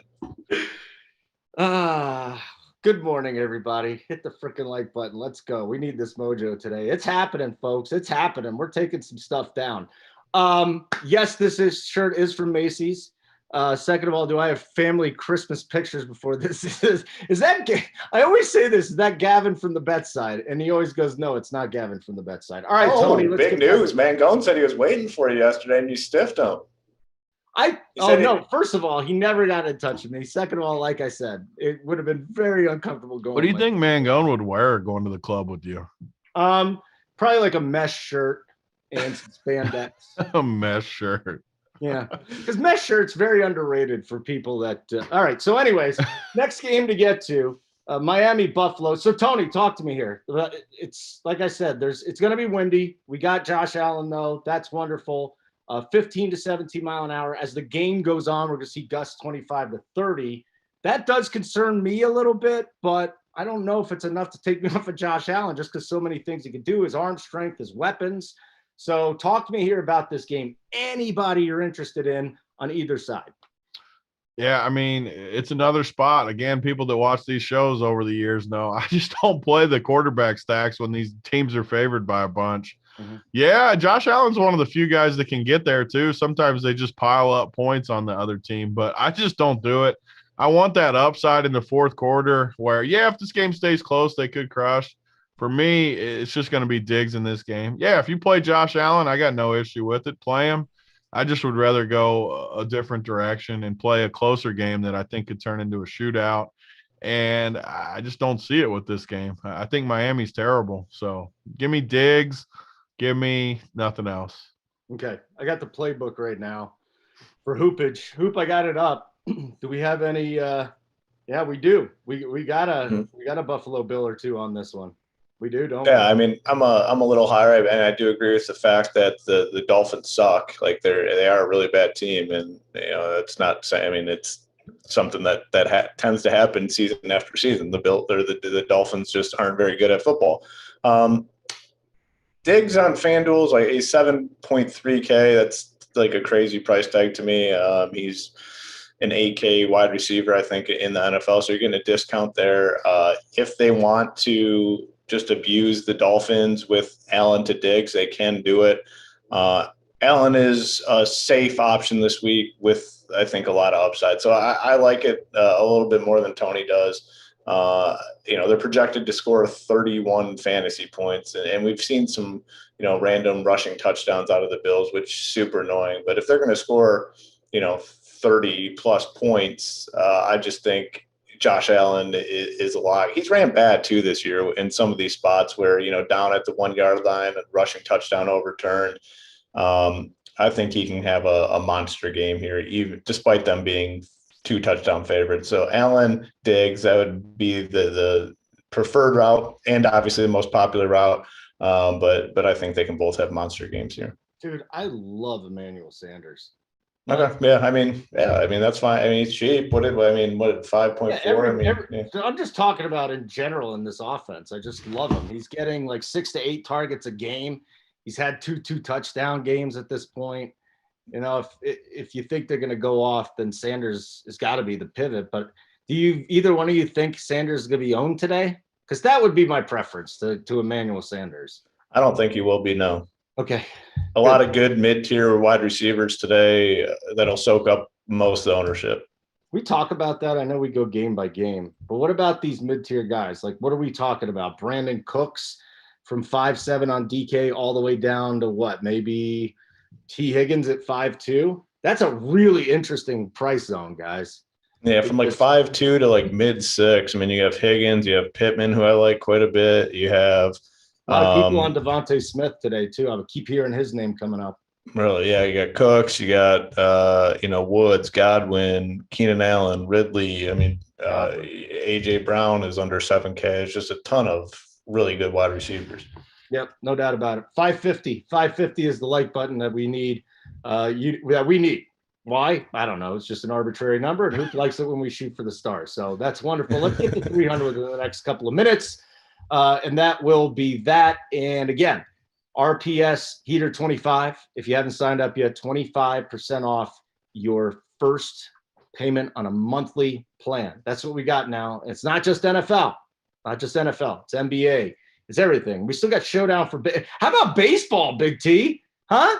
How about baseball Showdown? We didn't even talk about that at the top. There have been a lot of hits there too. The strategery is very unique. Yeah, I mean, like Hoop said, I think we're honest on here, and I've got killed on NFL main slates all year, but I said coming into the baseball playoffs, it's like my most profitable, and it has printed all playoffs long. You play the starters every time. You play the relievers. Everyone else plays 70% owned Maldonado, and you play 5% owned reliever. In my head, I don't get how that doesn't make sense, but I was talking to some smart people this weekend that completely disagree with me. That's what I like. I like when smart people disagree with me because I love my strategy. I'll take 5% bullpen guys over 70% Martin Maldonado. I mean, I just don't even get the other side. It doesn't even make sense to me. There's no argument because one side is printed like for multiple playoffs and the other side is not. Like, I don't know how there's even an argument anymore. It's been an absolute printer for the last like multiple seasons. So like, and it's like the whole crew is on. This is what I love about doing Runpure though. So it's like by this point at the beginning of the playoffs, it was just a couple of us kind of doing it. And then we shipped, and then a couple more, and we shipped. And then, like, the last, what was it, game? What are they on now? Game 5. So game 3, there was like an 11-way chop at the top, and I think it was like 9 or 10 that were Runpure people for. But that's what makes it. I love that. I love when it's just the stampede of Runpures up top. And they're all 9K winners, right? I mean, it wasn't yeah. like a little thing. And most of them were a couple entries too. Like 3 entries into 9K, 200 into. I mean, that's awesome. And it was with that exact strategy. So I love it. We're going to keep it going tonight. Well, tonight's game 5. Yeah. So after some football, got Showdown tonight and World Series tonight. Tambo got a chop on there too. Yeah, Tambo was in there. One side paid my new bathroom off. The other side played Maldonado, he said. I love that. Oh, man, that's it. That would make a great T-shirt. Paid off my bathroom with Runpure. Tambo was one of those. I think he had 5 entries or something, $100 into 9K. Yeah. I love it. That is a great comment. Paid my new bathroom. That shit is expensive. Remodeling is not cheap. Oh, Hoop, explain it to me from like the cash side. You're on my side with the baseball just because you've seen it over the years. But why are all the like really smart people, why would they rather play 70% Maldonado over 5% reliever? Here's what I think they're thinking, because I'm on your side with this, and usually I'm not, but I'm definitely on your. I think they're looking at it from a GPP win standpoint where the home run is so valuable. So if they can get another hitter in there and get 14 points right, with one the swing pitchers are dead. And the pitchers are dead. Yeah. So that their mindset is, okay, once, a guy like Maldonado is going to hit a home run, like, I don't even know, one every how many at bats? One every year. Yeah. I mean, so a guy like him might be a bad example here, but that's kind of what they're banking on. So if he hits a home run, every relief pitcher that everyone else played is done, because you're going to have that hitter. But in playoff baseball, it's different because I think you have to have a different mindset in playoff baseball, because the other teams playing matchups so often, and so many other pitchers come into play where the hitters are not going to be in a great spot every at bat. The other team is going to be working against the offense to make sure they're not in a great spot. Whereas in the regular season, they don't give a shit all that much. I don't know. I'm clearly with you in this, and it's just wild though. Yeah. You're correct too, because people write back on Twitter and they're like, well, Maldonado has 10 times more upside than the reliever. Well, I get that, but when he gets a 0, 70% of the field has a 0. When my pitcher comes in and gets 10, 5% get 10. I mean, those guys need. I mean, if the hitters get 0, the relievers just essentially need to enter the game. Yeah, and you pass all that 70%. Yeah. Sure, right, I mean, when they hit a home run, you're in trouble. You're gonna if the 70% guy hits a dong, you're losing that night. It's that simple. It's that GIF where the guy's got the laptop and just close it. I mean, that's exactly what it is. The thing is, though. So as the tournament side, say you play Maldo at 70, he hits a bomb, you're not even getting a leg up on the field. Everybody's got him. So it's not even, you're not even guaranteed to ship. What I like about the strategy the most, though, is you literally just can root on a low scoring game. Just give me a 3-1 game, a 4-2 game. And then if you somehow hit the home run, that there's always usually one home run, then you win the whole slate. Yeah. I would love to. That show is premium too, isn't it? The Showdown, the MLB show. I mean, we haven't done much full MLB Showdown stuff, but okay. We get to like what's game 6 and 7 if it would get to it Tuesday. We'll do one for the people Tuesday, Wednesday if it gets to game 6, 7. Well, how about if we get to 700 likes, we'll do one. I will hop. There's only 660 watching, so sure. I mean, I'll give whatever the people want if we get to 700. I will host that show. I will host that show Tuesday night. Okay. We will do a free, if there is a game 6, we will do a free Showdown show.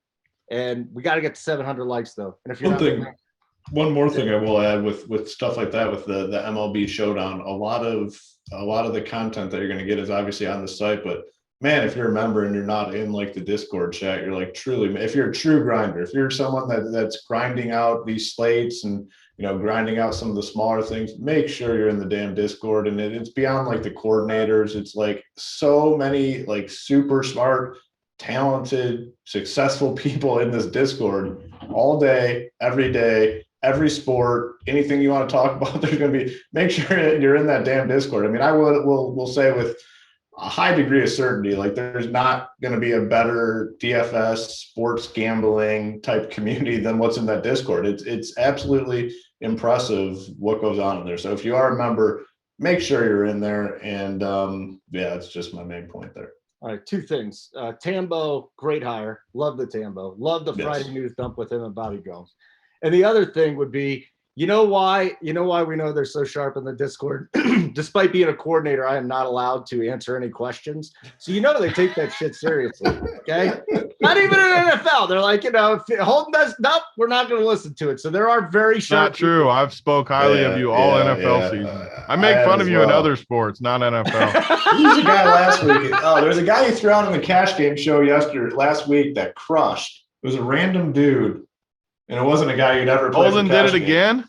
Yeah. Holden always throws. That's why I'm so pissed he brought out Manny Sanders. I don't want to play Manny Sanders. And he drops that little nugget on us like, I like Manny Sanders. And then I know Manny Sanders is going to crush now. I know he's going to crush. To play Manny Sanders. You just say, I have to play him now. I don't want to play him. He threw out the random. Damn, I got to figure this out. It was last Stop dropping those little freaking nuggets then, because now I got to play him. You've hit these nuggets all year. I know. I know. And it's time for them to finally hit my lineup, I've had pretty good weeks. Maybe if you didn't play 5 teams with every dude different on every roster, you could ship one. You can't do that. That's seriously, guys, that's the one thing I've learned. I used to put in 20 lineups and they'd be, I got to have some Eckler today. I got to have some Jonathan Taylor today. Everybody does that. And then you just throw them together. You fucking lose. Every random person that does this for fun loves to play, like Uncle Pooh, as Hoop knows. He'll play 15 teams and have 15 quarterbacks and 73 different receivers and running backs. It's dude, you'd have to literally hit the lottery. Yeah, don't do it. You're better off literally playing one quarterback. I don't care who it is, any of them, and just really condense your player pool and go for it. And when that stack hits, then go ahead. Yeah, I mean, we got. You realize we're all this way in, and we're on game 2. Yeah, we got work to do here. Well, we've got some catch ups. We got to stick to the catch up. We got a couple bad ones coming. Talking about the Jets for 20 minutes. We did talk about the Jets too long. And actually, it wasn't even that long, but I just love giving Big T shit about the low total game. He just mentioned 2 players in 3 minutes. I didn't even like that. I got on him for no reason. The only guy I'm going to have in that game now is Manny Sanders because I got to play that bastard. There's too much pressure. So listen, Tony. Oh, that's a different. Here's the decision this week for everybody. I think Kupp or Henry. Maybe people shove them in together, but let's talk some Rams here. Kupp has had Kupp is right there with Henry. These are the 2 guys every week. Darrell Henderson is probably going to be 99% owned. It seems like everybody is going to be on him. Some people have the Stafford stack. I think one of my teams has a Stafford stack. And as far as Houston goes, Brandon Cooks. Let's do Brandon Cooks all the time. Revenge game. That's fine. He's pissed. He doesn't want to be there. What are you doing with Kupp versus Henry first? And then what do you got on the Rams side? Yeah, I mean, I just said in the last segment, I've got dusted every main slate pretty much in the NFL. I keep fading Cooper Kupp. So I'm not going to play him at 9,200 and 9K. Great play. People are going to play him. He'll probably jam it up me again this week. But again, I'm going to fade him this week. I can't do it in a spot where they're going to kill Houston. They're up two touchdown favorite. I just can't do it. And it makes it easy because I want to play Darrell Henderson anyways. I faded him a little bit last week where I thought he was going to be too chalky. Maybe this week we get him slightly lower owned. I'm just going to play Henderson in this game. And I'm done with Cooks. I keep playing him every week. I can't. The dude gets so many targets, but he just doesn't ever do anything. I'm not going to play him against the Rams. So this game's easy for me, actually. And this will be the game that I'm way underweight the field of everybody because this game will be high owned. I'm just going to play Darrell Henderson. That's it. It's as simple as that. And by the way, if you want a winning bet, just bet Davis Mills under whatever his throwing prop is, as long as it hasn't gone down below 210 because that guy can't do anything. The Rams struggled last week, right? Versus who? Detroit? They'll be fine. It was that fluky. Well, that's what game. I mean. I was going to imply though that they might lay the hammer this week coming back. Yeah, it was. I mean, they had the fake kicks. They had the onside kick. It was just a fluky game that stayed closer than it should have, and that worked out well for the Cooper Kupp people because it was more competitive throughout, and they were still passing, and obviously a little revenge factor with Stafford. I think I agree with you 100%. I'm not playing him this week, and listen, like if you faded him this season, you've gotten fucking pounded on the main slate. Like there's no two ways to put it. Like he can stick it right to you, and you know right away because he's going to get like 5K. He'll have 5 catches on the first drive, and you know a touchdown. And right away, you're just pissed. Yeah, it's 5 for 60 and a TD, and then they're 3 minutes into the game, and you want to break every TV and laptop in your house. So it's very possible that it happens again this week, but I'm with you. I'm going to be on the Henderson side. I will say I do have a little more interest in some of the secondary pieces, just in case, like Robert Woods and Van Jefferson. I think is one of the better cheap wide receivers with Djax gone. I guess. I mean, seeking a trade. Higbee, a little interest in him, but on the Texans side, I don't get the Cooks thing. Like that's one spot where I've been pretty spot on for the main slates. Like, why are we playing a wide receiver on like the crappiest team in football with a quarterback named Davis Mills, and he'll be owned. I get it, just not for me. I just don't want to be on these crappy football teams. So Henderson, maybe a little bit of the secondary receiving pieces for the Rams, and just about it. Okay, very good, guys. Like button, subscribe button is that little red thing in the bottom right-hand corner. Let's keep going here, Hoop. When we did the cash show on Thursday, the guy I just love is Elijah Mitchell this week. Maybe it's not the greatest, matchup against the Chicago defense, but now is that the second name you're dropping on us? The little Eli Mitchell? Oh, if you watch this week, I mean, I basically staked my week 8 reputation on this. Oh, guy. I will forget him next week, but Elijah Mitchell's been my guy. Who we talked about this. I think he's the 4th highest touch share of any running back. He's only played 4 full games, but now we got wind into the equation. This dude's going to get a shit ton of carries. And if he finds his way into the end zone, you're money. So talk to me about him, because I think everyone's playing him on FanDuel too. I think you get a little different on DraftKings with him. I actually don't mind either one of these running backs in this game. Give me a full game breakdown. Yeah, I'm with you on the Elijah. But before I fully dive into this, I got to shout out my boy Alex in the chat. He goes, "Why play Cooper Kupp at 9.2K when you can play Robbie for half the price?" Oh, God. So that's a very good proposition. Very good. We'll get to. Who was that again? Alex. Okay, you're an asshole. I was going to try and go the whole show without bringing that guy up. And then you now have Hoop back on him. This is disgusting. What week is it? What week are we on?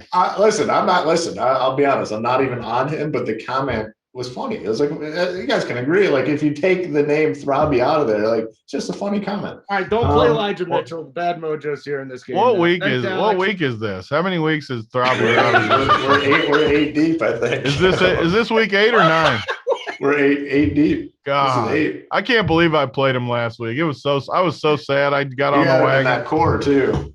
Oh, sorry to derail Holden's hottest or Holden's most strong lean of the season. I guess kind of killed the momentum there, but I'm with you on Elijah Mitchell. I mean, on FanDuel he's 5.8K. It's just a bad price tag for him. Phenomenal play. His game sets up perfect for FanDuel scoring. Not super active in the passing game, but he's cheap enough on DK where I think you can consider him. Garoppolo was a disaster last week. I think that was a primetime game. I mean, but that was that weather one. But either way, Garoppolo is not great. The best chance is giving Mitchell the ball. I think he's a phenomenal play this week. On the Bears side, only guy I would consider is probably Khalil Herbert, who looks good. I mean, he looks really good and kind of took the job from Damian Williams. It'd be interesting to see what happens when David Montgomery comes back, because Herbert's looked very solid. I think he is in play. So really just the running backs for me. I haven't seen the ownership on the pass catchers for the Bears lately, but Field sucks. I mean, and maybe he eventually figures it out. Maybe the play calling's not helping him. I don't know what it is, but he looks like the worst quarterback in football. So just the running backs for me in this game. Big T, what do you got here? Yeah, I'm bumping Eli Mitchell up my board here. I mean, I can't. Anybody Holden gets on, I get on. I ride with Holden in NFL. I'm bumping him up. I already had him a little bit, but I'm going to give him like a 2-point projection boost just for Holden. Wow, Halloween projection boost. Not Halloween, Holden. Oh, Holden projection boost. Okay, not freaking Halloween. Give me a little boost here. So anything else from this game? I mean, it's kind of ugly outside. I mean, you can always play Debo, but I don't know. His price is higher. Debo's treated me really good this year. I don't hate him, but I'm just gonna play Mitchell in this spot this week. Okay. Who's that Chicago run stopper? Is that dude playing? Well, that's the other thing. Mack? That Mack is out. Hicks is banged up. Hicks, Now, if that's who I was wondering. Is Hicks playing?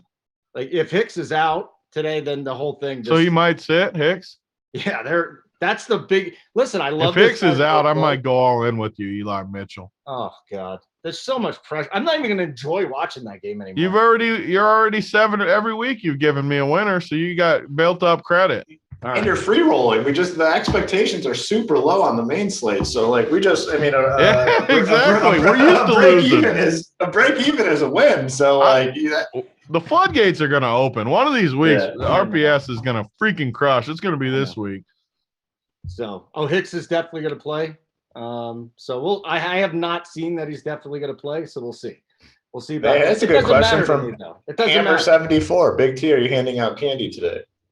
Amber 74 asked that? Hammer. Oh, Hammer. I was like, whoa, Amber's in there trying to get some info. But yeah, no, I'm a candy. I'm not a walker. Yeah. I let them go out. I stay home. We're going to have showdowns too. We got NFL showdown, MLB showdown. I'm going to be perched right in this house handing out candy. I will not be out walking. You are going to hand out candy? I always hand out candy. Yeah. I'm the candy giver. Like, you know what the best thing to do if you don't want them to come to your house? Give away raisins for a couple of years. Why would I not want the kids to come to my house? You do? I mean, why would I not? Because then you can watch sports. I can still watch sports and give out the candy. I'm going to give away raisins. Just don't come back. Like I put a sign. That's like when me and Hoop came to your area and you just blocked us. That's very, very hurtful. Yeah. It was all by design. Now I see you got a plan for this. You just admitted it. He gave us raisins. Yeah, we got raisins when we came to Denver. Yeah. That's his code word for ghosting. Raisins. Raisins. Yeah. Very hurtful, Holden. I know. The kids just want some candy. Some intense stuff coming up this week. So you really give out raisins? No, I don't give anything out. I'm in an apartment. My old house. Yes, I gave out raisins because just to be a dick. Okay, and sometimes I buy an apple. Like if I went picking apples, if I went picking apples, I'd give the apples out because I know the parents would be like, no one's gonna eat an apple. There could be razor blades in it. So I'm just like, we get no kids, so we don't even have the option. I did it one year. There's 5, there's a main Tony knows. Like when you first pull into our sub, that main street, all these houses go hardcore. So the kids stay on that main street. We're kind of on the secondary street that you pull into. No one comes down here. Everyone just stays on the main strip. So I just put a table and some candy out, and we don't need to hand it out. Yeah. It's unfortunate because I like seeing the kids. What happens when the one kid comes and takes the whole bowl? The smart kid. Yeah, you know what? It's kind of the risk that that's part of the risk. Like you leave that bucket out there, there's a chance it's going to happen. It hasn't happened yet, so we're a few years in, just leaving the bucket out there, and it's worked out well. That kid would get some terrible mojo if he steals the whole bucket. Oh, and nowadays, you got the Ring doorbell. I mean, you'd be able to track that little sucker down instantly. What if it was G Rising? You just saw G Rising sneaking up to the door, dumping the whole bucket in. I was about to bring him up. Don't give out edibles this year to the kids, G Rising. Man. Yeah. All the kids passed out at the corner. What happened? Oh, went to G Rising's house. Must have been a G Rising's garage again for the what's he call it? The safety meeting. Safety meeting. Kids come by, you get an edible. You get an edible. G Rising, don't do it, buddy. You're getting a lot of love on the show today, G Rising. Back to the actual sports part. We're done with San Francisco, Chicago. So let's move on. We talked about Derrick Henry versus Cooper Kupp. Hoop, where are you on Derrick Henry this week? AJ Brown is going to be popped. You know what? I can't even go to you first. I'm sorry, Hoop. I got to change up here. It's freaking Carson Wentz. Big T, apologies. Please, bloviate on Carson Wentz. Who are we playing him with this week? I mean, I know I'm the homer, but man, what was that bet I gave out on? There was one bet. I think MVP, it was Carson Wentz. No, well, that one you guys already made fun of that one, but I had a better one though. The Colts to win the division to win the AFC. Yeah, I'd take that. I was wondering why I was so to win the AFC was like 30-1 though, and they look good to me. Like they're getting healthy. Ty will get hurt again, I'm sure, but they're the healthiest they've been all year today. Their line's getting healthier. I know I'm the homer, and I know people make fun of me, but I think Indianapolis is very legit. They've looked really good to me the last few weeks, and they're getting healthy at the right time. I can't wait for today. I'm jamming this game. I know it's the highest total. It's going to be somewhat high owned, but Derrick Henry's going to be lower owned than people think. Jonathan Taylor can't be that Can we high pump the owned. brakes for a second? We can't just let him get away with this. All right. I mean, just ask him. You want to book it at 30-1? I want to book the fact that they beat the freaking Texans and they beat the 49ers in a monsoon, and they're getting healthy and looking better. I mean, look at the other games. They had the Ravens beat. Lost to the Ravens. They had them beat. The That was a Dolphins. great game. This is a full schedule mode here. I'm sorry. They beat the Dolphins.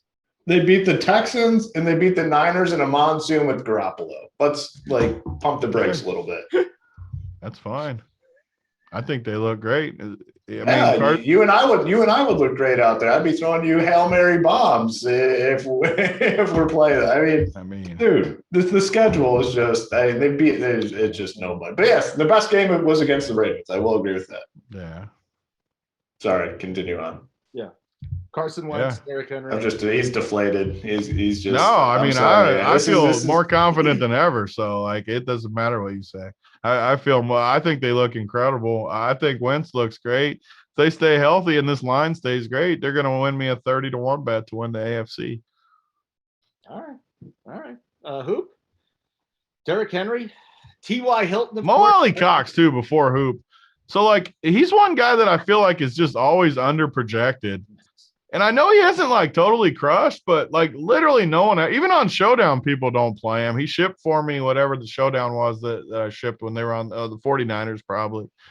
He's so cheap, 3,200 on DK.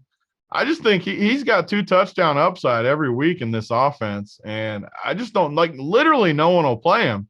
So if you play Wentz, I think Mo Alley Cox is a great piece to put with Wentz just because, literally no one's going to play him.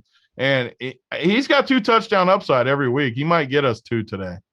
Ooh, I love me some Mo Alley Cox, so I'm glad you're on him. He does. He has the upside. And it's a tough matchup this week, but he will be looked at for sure in the red zone. Anything else we want to do with this game? We're ready to move on, boys. Hoop didn't even talk about it yet. Yeah, he didn't. The best part is I ripped into Big T, and 2 of my favorite plays on the slate are in this game. I think he hated the game. No. I think AJ Brown is probably the best wide receiver play. I love AJ Brown today. I think it's just a phenomenal spot. The Colts have always sold out to stop Henry, and Henry's obviously good enough where he can still beat him. But I think AJ Brown is a great play, and then Pittman's good. He looks good out there. Wentz loves going to him. He's a beast. So I love Pittman and love Brown. Pittman. My sneaky play of the day too is on Tennessee. Marcus Johnson's looked good to me, and he's min priced, and another guy that literally no one's going to play. So I think he's good. And with Julio out, I think he could get a little boost today. So I like him a ton just as a dark horse type play. Okay. I don't mind that at all. RPS Heater 25% off your first payment of a monthly plan. Again, lots of winners going on here. We are going to get this football thing on the road. It is coming. The breakout week for RPS is coming, and I don't think you want to miss it. Hoop's playbook is up there where Hoop gives you his favorite plays from every game, whether it be just an RPS play, a leverage play, a GPP play, a cash play. I'm looking up and down this thing. We're going to get to the line. I don't think I have any DeAndre Swift, and I might. The best part is I pulled out the playbook, and I usually do it now with that NBA starting Thursday, Friday. And I forgot that I had put this in there. Obviously, it's part of the premium, but it's not a huge deal. We can, release some. Carson Wentz, my top cheap quarterback, preferred cheap option this week. Wentz has looked a lot better as of late. Yeah, exactly. Now we're cooking here. All right, we're back together. Now we're cooking. Yeah. Me and Big T are back together. In all seriousness, though, today, we always talk about quarterbacks not being owned. He's freaking cheap. He's 5,700 in a high total versus a team that can't stop anybody. I forgot I had him that high up on there because I do. The price is good, like 5.7K. Yeah, I do like I think that this game is more passing than running. So, that's great. Okay. Plus, you get his playbook. You get all the core plays. Let's see here for DraftKings this week. Big T, JSU, AP, DC, Tambo. Same thing on the other side. And then the Yahoo core plays. For those of you that don't play Yahoo, there is, I think people sleep on Yahoo sometimes. There's another 200K overlay today. Every friggin' week. Every week. I honestly, I know it's hard to sometimes look past like the huge prize pools on DraftKings and FanDuel and whatnot. But if you're someone with a smaller bankroll that's kind of grinding, like the first spot your money should go is to a site like Yahoo. I mean, it honestly, like we have no affiliation with Yahoo. We have no deal with them to promote their product whatsoever. Just pure honesty. If you're into DFS and you're trying to build your bankroll up, some people don't care. Some people are just doing it for entertainment. They want to go for the milli on DraftKings, which is great too. But if you're serious about this and you're grinding, your first dollar should be on Yahoo. I mean, imagine like a normal contest, $1 million. You're going to get like you're going to get a 20% rake or something. This one's a negative 20% rake because it starts 200K in overlay. So you got like built in 40% of ROI. And I'm not smart enough to know what that means, but I know that it's better than playing on DK if you're playing on one thing. I just got a text from our boy Todd, Tony. He said, "Man, that coat is fire. Seriously, I want that thing. I knew he'd want that." I could see him wearing that for sure. Yeah. Yeah, people just don't understand how nobody wanted anything to do with that for the last 30 years. And now everything comes back. Now it's the style. It's coming back. I know, everything. And that's the worst part about it. Like, it was bad the first time, but now people actually want to recycle this shit and look like that in a members only jacket. Just a joke. Absolute joke. So anyways, I told you everything. That's it about the site, RPS Heater 25. Just freaking do it already. Oh, and the like button. We'll give you a nice free show for MLB Showdown for Game 6 if we get to 700 likes, which I'm not expecting we do anyways. But still. Todd goes, "How often do I get brought up on the podcast and live shows?" Oh, I also I just found this, so I didn't check our Discord picks today. Tony threw his bets up there. So all the bets that Tony's going to make, we got Lions, Panthers. I mean, they're here. Like, he posts them in the Discord. So only members get that. And Tony, can you just give one more plug for the bet side? I mean, it's just ridiculous. Keg is amazing, JJ. All these guys are amazing. And they've started to heat up a little bit too. It's been a good couple months since NFL started. These guys are crushing. And it's just not that much more with the site. There's no reason not to get it. I say it all the time. Even if you're not betting, you can get a nice little boost with your DFS just reading what they're talking about with the games, and vice versa too. If you're in DF or if you're on the bets and want DFS, I think we can help with the bet side too. So it kind of goes both ways. I don't know why you wouldn't just have the whole site, not just because it's our site, because it's good. And I've been picking winners too. So I was disappointed this week because there's no teaser games. My teaser games have crushed all year. There's no teasers. I had to get back to the basics of picking normal winners. Maybe you throw the teasers. Yeah, there was. I tried to do it this morning. I tried to tease the game. I'm like, I don't have a game to tease. Yeah. The only one was the Colts, really, is the only teaser game. Yeah. Drew, I did check the Discord there. That's some funny stuff there. We got a little hoop Robbie Anderson thing. We got a little Mangone Robbie Anderson thing. So good job, guys. What is that? Is that in the live chat area? Find it right now in the Discord live show chat. Yeah, B Nair threw one down and Drew threw one down. And Sam, she said, you go to Holden for NFL picks and sex advice. Which one of you said that? Probably Hoop. Probably Hoop. B Nair has one of the fun. I mean, yeah, he's good. B Nair says, "Why would I like Marcus Johnson with T.Y. Hilton playing? Dude, they're on different teams." Yeah, that's come on, B Nair. What does T.Y. Hilton have to do with Marcus Johnson? Maybe he likes T.Y. Help me out, B Nair. What does T.Y. Hilton have to do with Marcus Johnson, B Nair? I want an apology. Tennessee, however, has one receiver, and he's the man, A.J. Brown, a great receiver. I agree with Hoop, one of the best plays of the week. But who's their second option? Mm. Okay. Exactly. That's why I like Marcus Johnson a little at 3K. There you go. All right. Why is And I'm waiting for that apology being there. All right. I hate Sunday morning Twitter trending. David Johnson and Michael Carter are trending right now, and I don't know why David Johnson is there, but we'll get to him in just a little bit too. Like button, guys. Let's do this. Tony, Pittsburgh, Cleveland. You know what's really interesting here, and I don't have much Deontay Johnson, but he's right there in that price range, like 6'7". You got AJ Brown. He's always got upside. We do have some weather here. On the other side, you got Baker, who's really banged up, but Nick Chubb is back. So there's a couple of guys from here. I'm not very exposed to this game, but I do think there's a couple really good plays in this. What do you think? Yeah, I mean, I don't mind a few of these guys, but man, Big Ben's looked awful. I don't see it. One of the things I do is I just eliminate games. It's 12, 13 games, however many games on the slate. I don't need to play this freaking game, so I'm just going to fade it. Okay. What do you think there, Hoop? Yes, mostly the same.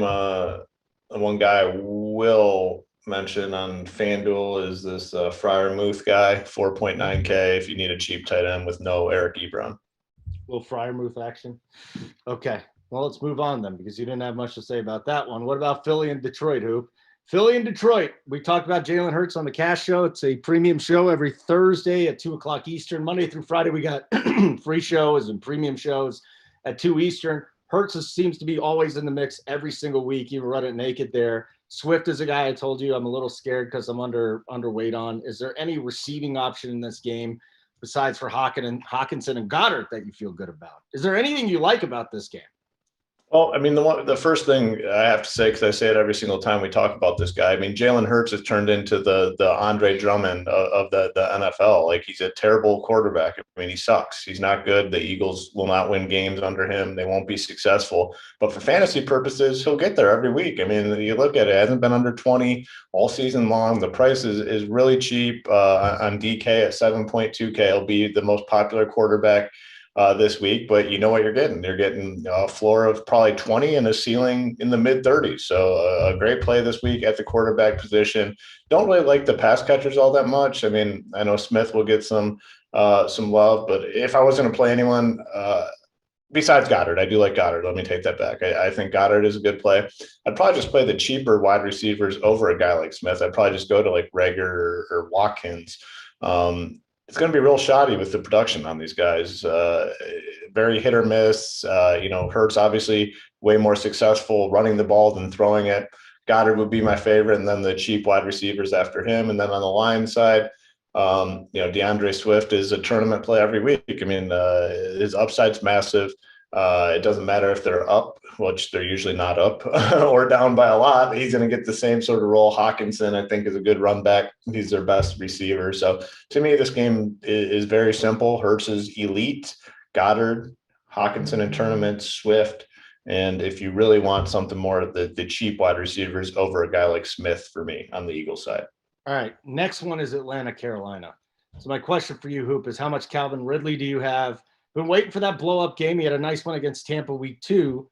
But, I mean, now the salary is to a point to where if he goes off for 20, you're looking pretty good.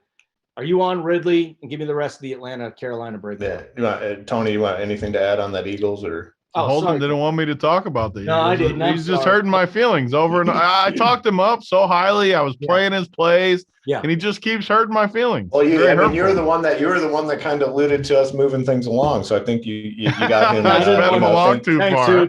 I got to have his back a little bit. I mean, got to pick and choose our games here, Tony. I mean, I agree with what Hoop said about it. I struggle with Hurts too because a lot of Hurts' stuff too. I mean, I agree with this, and I'm going to play him, and I think he's great fantasy. I agree with everything. But, man, it does feel like he's got a lot of scrub time along the way, too, where he gets a lot of points because the other team is just killing him, and then they come back. I know for sure 2 or 3 of the primetime games we've seen him, I've been miserable with the guy. And then he has like a second half where he has a drive and scores. He's going to be so popular. I wish I could just fade him. And it kind of goes with what you said, too. Like, who do we put with him? Every week when I play him, I try to play like Quez Watkins and Rager, and they never do anything. So I agree with Hoop there. I mean, I guess it's Devontae and Goddard would be the two. But again, if the people that play it, like, you're not getting different anywhere. You're just playing, like, everyone's going to do that. And he's going to be the highest owned. Devontae's let me down so many times too. I don't know. I wish I could just fade this game on him. Maybe I will. Maybe I will just fade this freaking game because I really don't like. And why are they signing Jordan? You know this stuff, Holden. Why are they signing Jordan Howard? I mean, come on. What are we doing? Because they don't trust Gainwell enough, and they don't trust. But they play Gainwell over Miles Sanders. It's like, what are we doing in Philly? What are we freaking doing? It's just great that a legend like Carson Wentz got out of this shithole. Well, and you also need 3 running backs. You do. I don't know how much he's really going to get work today, Tony. I'm not. He always vultures. Hey, mark my words. Hurts is chalky today. Mark my words. Jordan Howard will get 2 1-yard touchdowns. Oh, don't say that. That's what Jordan Howard does. We'll get a PI. We'll get a deep PI to Devontae. 1-yard plunge from Jordan Howard just to tilt everyone. Yeah, I can see that coming. That is going to be painful. Why would you freaking sign Jordan Howard? Come on. He hasn't he wasn't good 5 years ago. How's he going to be good now? The roof is open for the Indy game. We don't care about that though, do we? Big deal? I don't. Yeah. No. It's a great track anyways. There's no weather there. So, okay. I just want to throw that out there. Hoop. Now Carolina, Atlanta, right? Calvin Ridley. Yep, that works. Yeah, I mean, Ridley, I think, has had a disappointing season so far. I mean, he's been okay, but I think people had super high expectations. But that has led to very friendly price tag on him. 6.6 on DK, 7K on FanDuel, elite option.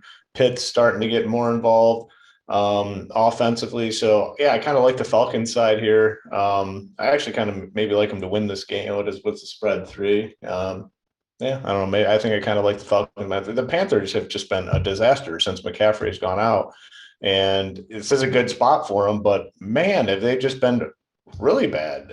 Darnold has looked terrible. Robbie Anderson, 40 targets in the last 4 games, and has turned that into 4 catches for 70 yards. It's really pathetic. Chuba Hubbard, people are talking about. I don't know. I'm going to be off the Panthers. I think they will get some ownership here. I think DJ Moore will get some. I'm sure Robbie will. Hubbard will get ownership. I'm just gonna fade this Panthers team. I mean, they've been bad, even in pretty decent spots. Much more interested in the Falcons side, specifically Calvin Ridley. I mean, I guess now that I look at this, I think probably the only guy I'm going to play in this game is Calvin Ridley. You could make the case for Pitts. You could make the case for Cordero Patterson. I do think this game gets ownership. I guess this will be one of my stands. It's probably just going to be Ridley for me in this one. All right, Tony, you want any Ridley? And Hoop just talk about Chuba Hubbard. It just seems like every week I keep hearing, we're going to play Hubbard. He's not Christian McCaffrey. I know he's getting the work, and I know he was talented in college, but why are we going there? What are we doing? Yeah. I've been lucky. He's been one of the guys I've kind of not been on, and it's been one of the things I've been right about for the most part. I agree with Hoop. I just don't love this spot. I mean, you can play. I think this game's a perfect, just to go max 1 because a lot of these guys definitely could crush, but I don't want a lot of pieces from this game. I mean, it's a lower total than I thought we would see. I mean, Atlanta, Carolina, in Atlanta, you feel like it could be a high-scoring game, but it's only a 45, 46 total in there. I do like these pieces like Ridley. You can always play DJ Moore, Pitts. I mean, Robbie Anderson is still cheap. I know a lot of people will still look at him because of the targets. I think I'll just go max 1, set my rule in the optimizer because I do kind of want one of these guys, but I don't want too much. So if that makes any sense, I'm not going to play the quarterbacks though. I'm not going to go heavy on this game, but I do think one of these guys could end up on the winner. Probably Ridley. Ridley's my favorite for sure. But I mean, if you end up with Pitts, you're not mad, but you don't want Ridley with Pitts. That's why some of these rules are very important in the optimizer. Make sure you set those rules. Okay. Like button, where are we at right now? Let me see.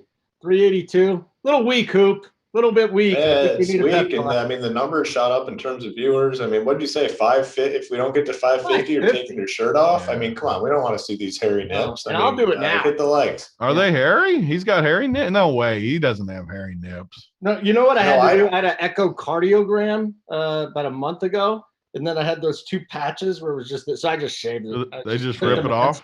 I took the Manscaped and I did this. It's growing back, but yeah, I have hair nipples. Good He results. said, "Yeah, I have hairy Is the nipples." ticker still working well? I don't know. We'll find out. Yeah. Yeah. I had one of those not too long ago. Yeah, it was a 300 cholesterol. So that, and then the COVID. So they were like, Yeah. let's check you out. Yeah, we got the same issues. I got high cholesterol as well. I mean, we can, know. something to bond together. Yeah, and another thing to bond with for hoop. You guys are just stroking each other all Yeah. show. I mean, I'm feeling uncomfortable here. You should. You should. At least invite me to participate. Hey, I mean, you're just a beacon of fine health, so you can't hop in the conversations about high cholesterol and EKGs and all that That's stuff. it. I mean, that's right, Tony. I do eat pretty healthy. The package on the yeah. outside maybe doesn't look like he's healthy. Yeah. On the You inside, gotta sit What do out- you mean gotta sit maybe out- doesn't look like he's healthy? Holden's all over me today, just hurting my feelings left and right. Doesn't look healthy? You got to sit out You know, these conversations. maybe. You're too healthy. maybe doesn't look too healthy. That's what I said. But obviously, inside, much healthier than Holden knew. Earlier, the dude in the Discord said I need to gain like 40 pounds to look like Zion. I got to be close to Zion already, Oh, weight-wise. Zion, Zion's wow, fat, but I'm fat. yeah, Yeah, he's like really fat. I need to bring it up again. Hoop, do you know Osimo? Because I didn't know it was Osimo that he was racing. Like there was a really skinny dude, nerdy looking dude, obviously good at DFS because he looked like that. Yeah. And then, I mean, I had no idea who it was. One of very few people that I would take Big T over in a race. I mean, that the crew in Miami was Osmo's a nice guy. We get along, but the crew in Miami was not the most athletic group of gentlemen. Besides Big T, of course. I mean, besides Big T beat him. Big T beat him. Well, if he didn't, it wouldn't have been. I actually good did. for I Big didn't T. think I was going to win, full disclosure. Like they're way Really? smaller than me. I'm a big boy, Holden. I am undefeated in races, though. Well, I'll kick your ass in racing, though. That's the one thing I'll David Kender, what do you mean? No way Big T beats Osmo in a race. I got footage of it. It's been done. So back yourself right back down. Yeah. No, and Corey has a good question. Have you started training for the rematch with title? Because after that running performance, you definitely need it. Yeah, I agree. I have not started. I need to, though. What do we got till March? Yeah, I mean, it probably will actually happen in March Yeah. again. We haven't set a date yet, but that's a good time for it. You should come back to altitude and train at altitude. That'll be good. You train at 6,000 out here. You wouldn't invite me to come hang out with you, though, so I'm not. I'll give you raisins. You could start training with DC and his newfound six-pack that he got. He's got That a will not six-pack now? Yeah, I mean, this dude thinks he's 19 years old trying to impress the ladies or something. Showing pictures with his shirt off, so happy. Oh, I mean, no. imagine wanting to run 27 miles a day and being proud of it. Come on, DC. We need a Hitler video about you working out. No bueno. No bueno. All right, we got 4 games left, is all I can say. So let's do it. Tony. I feel like we haven't talked about any football, so the fact that we only have 4 left is pretty impressive. But we have. I've talked about 3 players. But we have. Well, you know what? New England, the Chargers will have some. Tampa Bay, New Orleans will have some. Jacksonville, Seattle will find out. Washington, Denver. There's really, the slate's not all that appealing from a fantasy perspective. There's not all these elite plays. Good. Let's capitalize on that then. Tony, Justin Herbert, is he in the circle of trust? Eckler has himself in his own fantasy lineup, so I think that'll be interesting. Mike Williams, Keenan Allen, Jacoby Myers. People still want to go back to Jacoby. Hunter Henry, revenge game. Jared Cooks. There's a lot of fantasy goodness in here, but I just wonder if you're on any of it. Man, Jacoby Myers has been my Robbie Anderson. I say it every week on this show. every single week. But man, I just keep playing him, and he's just a bad play every week. And now I look this week, the dude is $10 on Yahoo. How do I not play Jacoby Myers at $10 versus the Chargers? They just keep reeling me back in. I mean, 7 targets again last week, but he does nothing with it because he never scores a touchdown. He's got to eventually. I mean, 5,100 on DK, 57 FanDuel, $10 Yahoo. A high total game. I have to play him again. I hate it. I hate myself for it, but it works kind of good for me too because I do want to play some Chargers. I mean, I like Eckler. I like Keenan Allen. I always like Big Mike Williams, who's going to be just like every week. We talked about it week 2, week 3, week 4, every week. Keenan Allen is cheaper than Mike Williams. Everyone's going to play Keenan Allen. No one's going to play Big Mike. So as a tournament player, if you play Herbert, if you play him with say you play Herbert with Big Mike and Jared Cook or something, you are so freaking unique because everyone that plays Herbert's playing Keenan Allen and Eckler, which I'm not disagreeing with. I love those 2 guys. So, yeah, I'm on the Chargers side here, though. And then a nice little run back. Jacoby Myers is a perfect cheap run back for me. Jacoby Myers, perfect cheap run back. Hoopage, what do we got from this game, dude? Yeah, I've been playing Jacoby as well. FanDuel 5.7. I'd like him. I don't know. I probably wouldn't play him on DK at the 5.1K. I'm just kind of banking on this touchdown coming at some point. And he's run bad too. I mean, it was last week where he had the clear touchdown, they kind of pass interference at the goal line. Every week it feels like it. That was an easy touchdown. The cornerback knew he was beat, so he just tripped him up. It was it's pretty unfortunate. He's going to get there at some point. I'm fine playing him.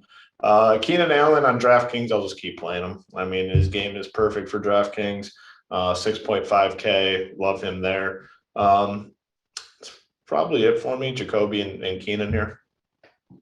Jacoby and Keenan, and that's it. All right, we're done with that game. So while we do that, I'm just going to reiterate. Let me throw some notes out for those of you just joined us just after the top of the hour. Wind, 3 places. Buffalo, 15-17, gust 25-30. Things should start out okay, but the wind picks up during the game. Cleveland's 15 miles an hour, 28-30 on the gust side there. Chicago, 20 mile an hour gusts up to 30. And then Baker is in, Chubb is in, Judy is in, Gronk is in, Debo's in, Eckler expected to be in. He's starting himself in fantasy. Kadarius Toney and Sterling Shepard, they're questionable. They're expected to play today for the Giants, so that should come around a little bit. Hoop, I wonder with this Jacksonville-Seattle game, I'm just going to – Marvin Jones is interesting. I only have one lineup where I have Marvin Jones, DK Metcalf, Alex Collins, who if he's healthy, has a wonderful matchup. No one's going to play Alex Collins. It's a 4:00 game. Nobody likes this game. Do you have any pieces from this game? It's an easy fade. I get it. Yeah, I mean, mostly going to be off of it. DK in tournaments, maybe, if you want to do that. I mean, I don't think many people are going to be playing him with Geno. Lockett has obviously not been good with Russ out. That's it. Maybe DK in tournaments. And then on the Jaguars side, James Robinson, maybe. Dan Arnold, though, at tight end, 2.8K. I think he's a play. We talked about it on the Cash Game show. I know you're high on him. I do like him. But that's about it for me. And as the week came on, he basically, if he scores a touchdown at 2.8, you're set. And I heard JT Hayes talk about it earlier today.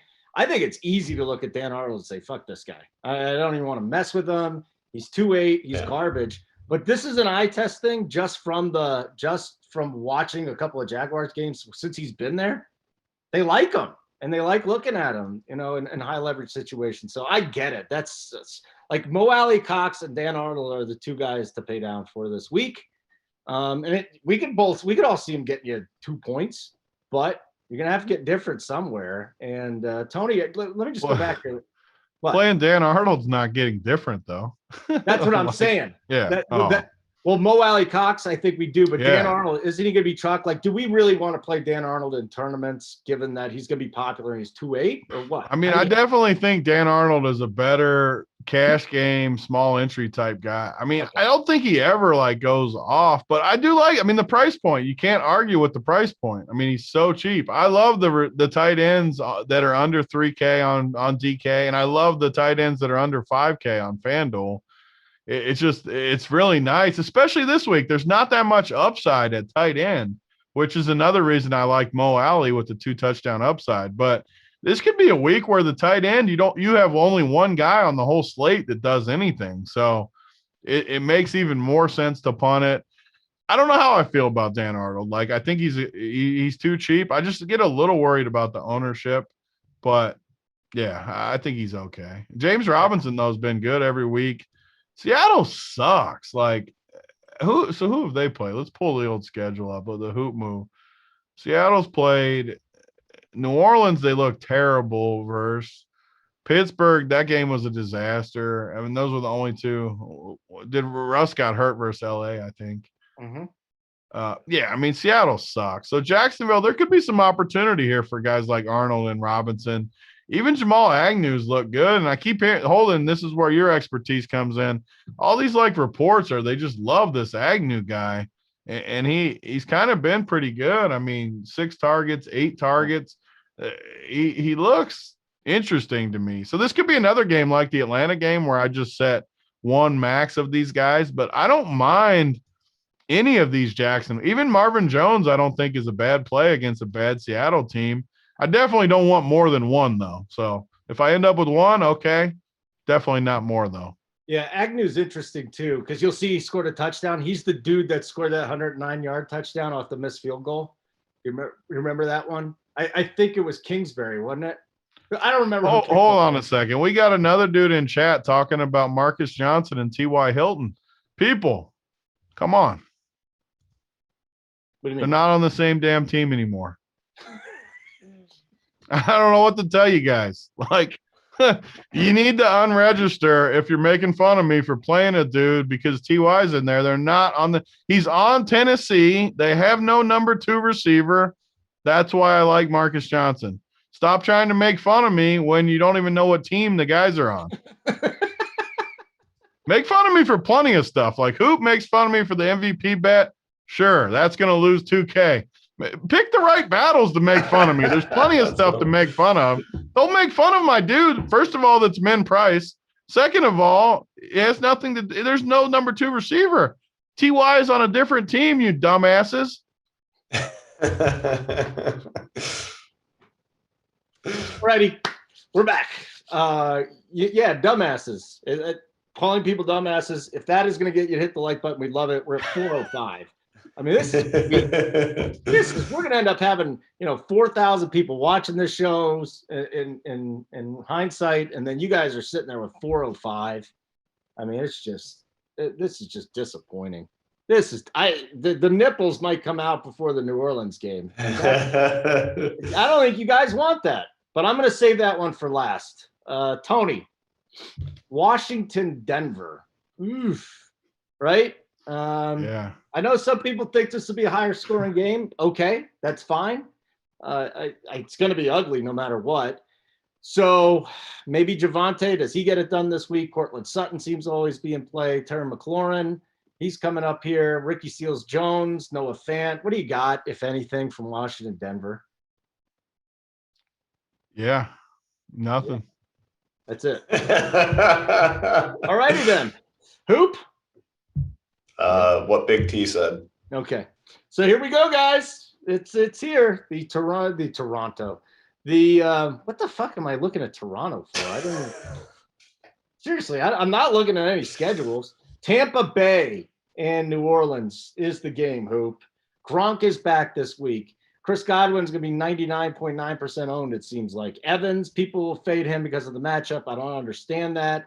Kamara, Fournette, Tom Brady. There's a lot going on here. I know one of our guys, and we'll be talking about Jameis Winston, but boy, popular game, right? And it should be. Hoop. Yeah. should be relatively popular. I mean, I think on the Saints side, the ownership comes in like pretty low ownership on most of these guys. Kamara versus Derrick Henry, if you're spending up on DraftKings, 8-7 for Kamara, 8-9 for Henry. What we saw last week from Kamara is super encouraging, obviously with the 11 targets coming off an 8-target game. So Kamara is finally getting back to what we saw when he had the connection with Drew Brees. All these targets in the passing game, they just don't have guys to throw the football to. Traquan Smith looked brutal. I mean, first game back, but he looked terrible.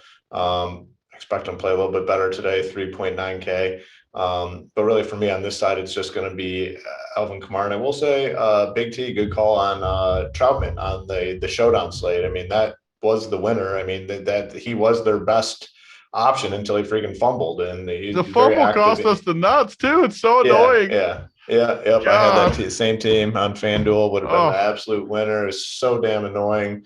Who was the guy that beat us too? Like whoever ended up beating, like it was a total bomb that ended up scoring more. It was the kicker, I think. It was a kicker team, I want to say, or I don't know, whatever it was. But yeah, that team was the winner.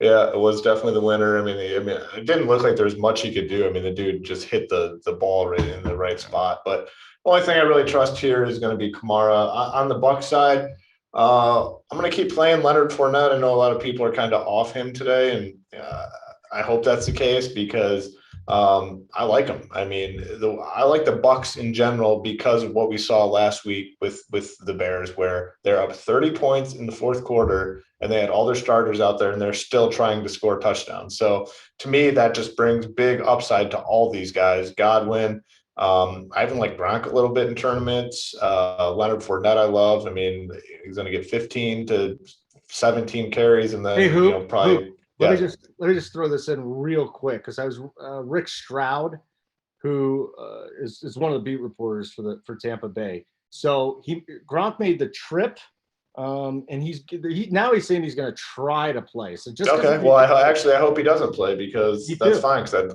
I like these other guys even more. I mean, obviously Fournette and Godwin. Mike Evans has had this matchup with Lattimore and gotten dominated in the past. I wouldn't let that affect my decisions on Evans. I think you can definitely still go to him. We saw last week massive touchdown upside, but man, I want to be on the Bucs offense most weeks because really of what we've seen all season, and then last week too. I mean, these guys are going to be foolproof in terms of their role. I mean, you don't have to worry about blowouts either way. These guys are going to be out there a ton. So Godwin, Fournette, my two favorites. Let's say you got to pivot though, you got to pivot off of Gronk in the 4:00 hour. Is there anybody that we could? I mean, is Hunter Henry like the Henry, Jared Cook? I don't mind. I mean, there are options if you're going to be on Gronk. Gronk probably is maybe more of a risky play. I mean, to be honest, now that you said that, more yeah. So I don't think you have to go. There's enough tight ends. I mean, Goddard. I mean, you don't have to bank on playing Gronk today. I guess. I'll just probably won't even have him in my player pool. All right, just keep an eye on it. If you wanted to play Gronk, just keep an eye on it. Tony. Tampa Bay, let's start with that side of things and move on from there. So what are we doing? Brady, Godwin. Is Godwin just a lock for you, or is it a fade this week? No, I mean, I'm not going to fade anything in this game, really. I mean, not any locks either. The weird part about this game, there's just a lot of weapons where this is a great, like if you're playing the Millie Maker and putting 150 or 20 teams in to kind of space things out a little bit. I don't usually say to do that, but I mean, like on the Tampa side, Fournette, Evans, Godwin, one of the tight ends, I mean, they could all crush with Brady. And like Hoop said, this team just keeps trying to score no matter what, which makes it great fantasy every week. You got Jameis in the comeback spot, the revenge spot. So I like them too. And they're getting healthy quietly at receiver. Like you got Traquan back last week, looked decent, made a few errors, but looked decent. I think Deontay Harris might play today too. Holden might know better than me, but then you got Callaway. He is going to play. So, I mean, you got Troutman too. But the hard part is, so I would not mind playing Jameis. So this is kind of where game theory comes in. Maybe you just play a different quarterback though, because it's just hard to pair it up. Like, who do you put him with? Because I could make a case for all of these guys. maybe you just cycle them through. You play Jameis and just kind of cycle a couple guys through, because I could see Jameis throwing for 4 or 5 touchdowns today against Tampa, but I don't know who I like the most out of that, besides Kamara, obviously. I mean, everyone's going to like Kamara in this spot if you like this game. But as far as who else, maybe it would be Troutman I like the best. But some of these receivers, I would bet money one of these receivers goes off today. Traquan, Callaway, or Deontay Harris. So maybe that's what you do. You play Troutman with one of those other guys and just hopefully you get the guy that goes off. I think Traquan would be my favorite, but man, Deontay Harris, these guys are going to be 1% owned, and this game could totally go off today. Yeah, Deontay, again, is questionable. He did return to practice, though, 3 days ago. So he got a little bit of work in. Keep an eye on that one, too. It's a very important piece of news, I think, because that's going to open some things up if he doesn't play. And if he does play, I love Deontay Harris, right? I think he's very talented. He's kind of like, it feels like big breakout season for him. What is his 3rd year? So I'm with you. All right, guys, let me throw the spiel out one more time. And I want to remind you, we got the Up to Lock show coming up next. I'll hang out with JSU up till lock. JJ from the bet side comes by. He's hit some pretty big ones at DFS too. So we'll talk to him about DFS, but he's going to give his best bets in the NFL. Hit the like button. 831 watching, 430 likes. We'll definitely not get in there. And I'm not taking my shirt off. So that was a hollow threat. I'm not going to bother. I don't want to do that. I don't want to do that to him. I don't know if Hoop's wife is watching. I don't want her to, get all hot and bothered either. So let's keep that in mind. RPS Heater 25% off your first payment monthly installment. All right, guys, let's just get to the plays of the day. Let's get to the plays of the day. Oh, forgot. My sister showed up yesterday morning, derailed the Swingers Club thing, Tony. But you know what her fiance said? He goes, you hitting the workbench. I said, you use the word workbench too? It's like, all my guys at the site, man, they all use. I love this guy. He's I don't care what you do to my sister, dude. You said workbench, I'm fine. I'm pumped up now. So let's do it. Exactly. It's the workbench play of the day, Tony. Let's hit it. Yeah, I mean, I think the only guy for me that I could go with for a spot like this, low owned, that's what we try to do. I do like a few. I like too much chalk in NFL. I think that's why I've been struggling a little bit too. I got to get off some of this chalk. But give me Mo Cox. Who doesn't like Mo Cox when you're talking about the workbench, Holden? Give me Mo Cox for the workbench play of the day. 2 touchdowns. Yeah, you said I'm the one with the dad jokes. I guess that's not a dad joke. Maybe that's why I always laugh at him, the dad jokes. Hoop. Mo Cox for the bench. Parents, actually, that's not what you want, though. Really, you don't want Mo. You don't want. No, you never know. People have different interests, Hoop. Correct. That's true. Correct. But you personally, I guess maybe. One might not be what I live by, but we'll keep it to one, Tony. I know you got a little crazy there for a second, but we know what you meant. Yeah. We know what you meant. Hoop, rich parents, members only, whatever the hell you want. What is it? Come on, let's go. A lot of people want to stick with the Chipotle play of the day. I like Chipotle. Oh, that was that last week? Yeah, I went to the gym on Monday, and the guys listened to the show, and they're tearing into me about it too. So it kept going, and it didn't end for me after the show. I paid the price the days after. So the play of the day for me, it's going to be, I've thrown some low-owned gems in there. Today I'm not going to go with a super low-owned guy, but it's a guy I think that can break the slate. AJ Brown. I'm gonna go AJ Brown as the rich parents, the Chipotle, the whatever you want to call it, play of the day. Give me AJ Brown. So same game as Big T. So maybe that total is nice too. 51, I love that game too. Yeah, I do too. I do like it from a fantasy perspective. So I'd be stunned if that game came out and was low scoring. Yeah, you'd be stunned. I just don't see any way that both defenses are terrible. I think so. I think they score a bunch. Hoop, AJ Brown touchdown, just book it. I think he has a massive day. I really like him. Okay. Maybe I'll go bet that. My guy's Elijah Mitchell today, so hopefully he goes off. If not, bust my fucking balls. I don't care.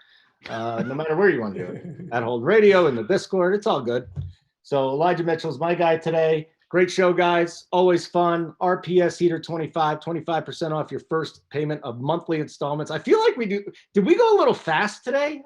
We felt. I don't know how. I literally do not know how because, like I said, I feel like we didn't talk about football, but we covered every game and a lot of plays. I mean, we've been on an hour and a half. We didn't go too. Yeah, it is true. Maybe slightly faster than usual, but all right. I just didn't want to get through it too fast. Everybody had their thing, and it could be question time, but we're not going to do that. Yeah, no, that's what premium's for. They got to pay the premium for the cute. Exactly. Question times is next. I'll be on there with JSU. JJ from the bet side swings by. Hoop, always wonderful to see you. I'm holding Big T. You know what to do now.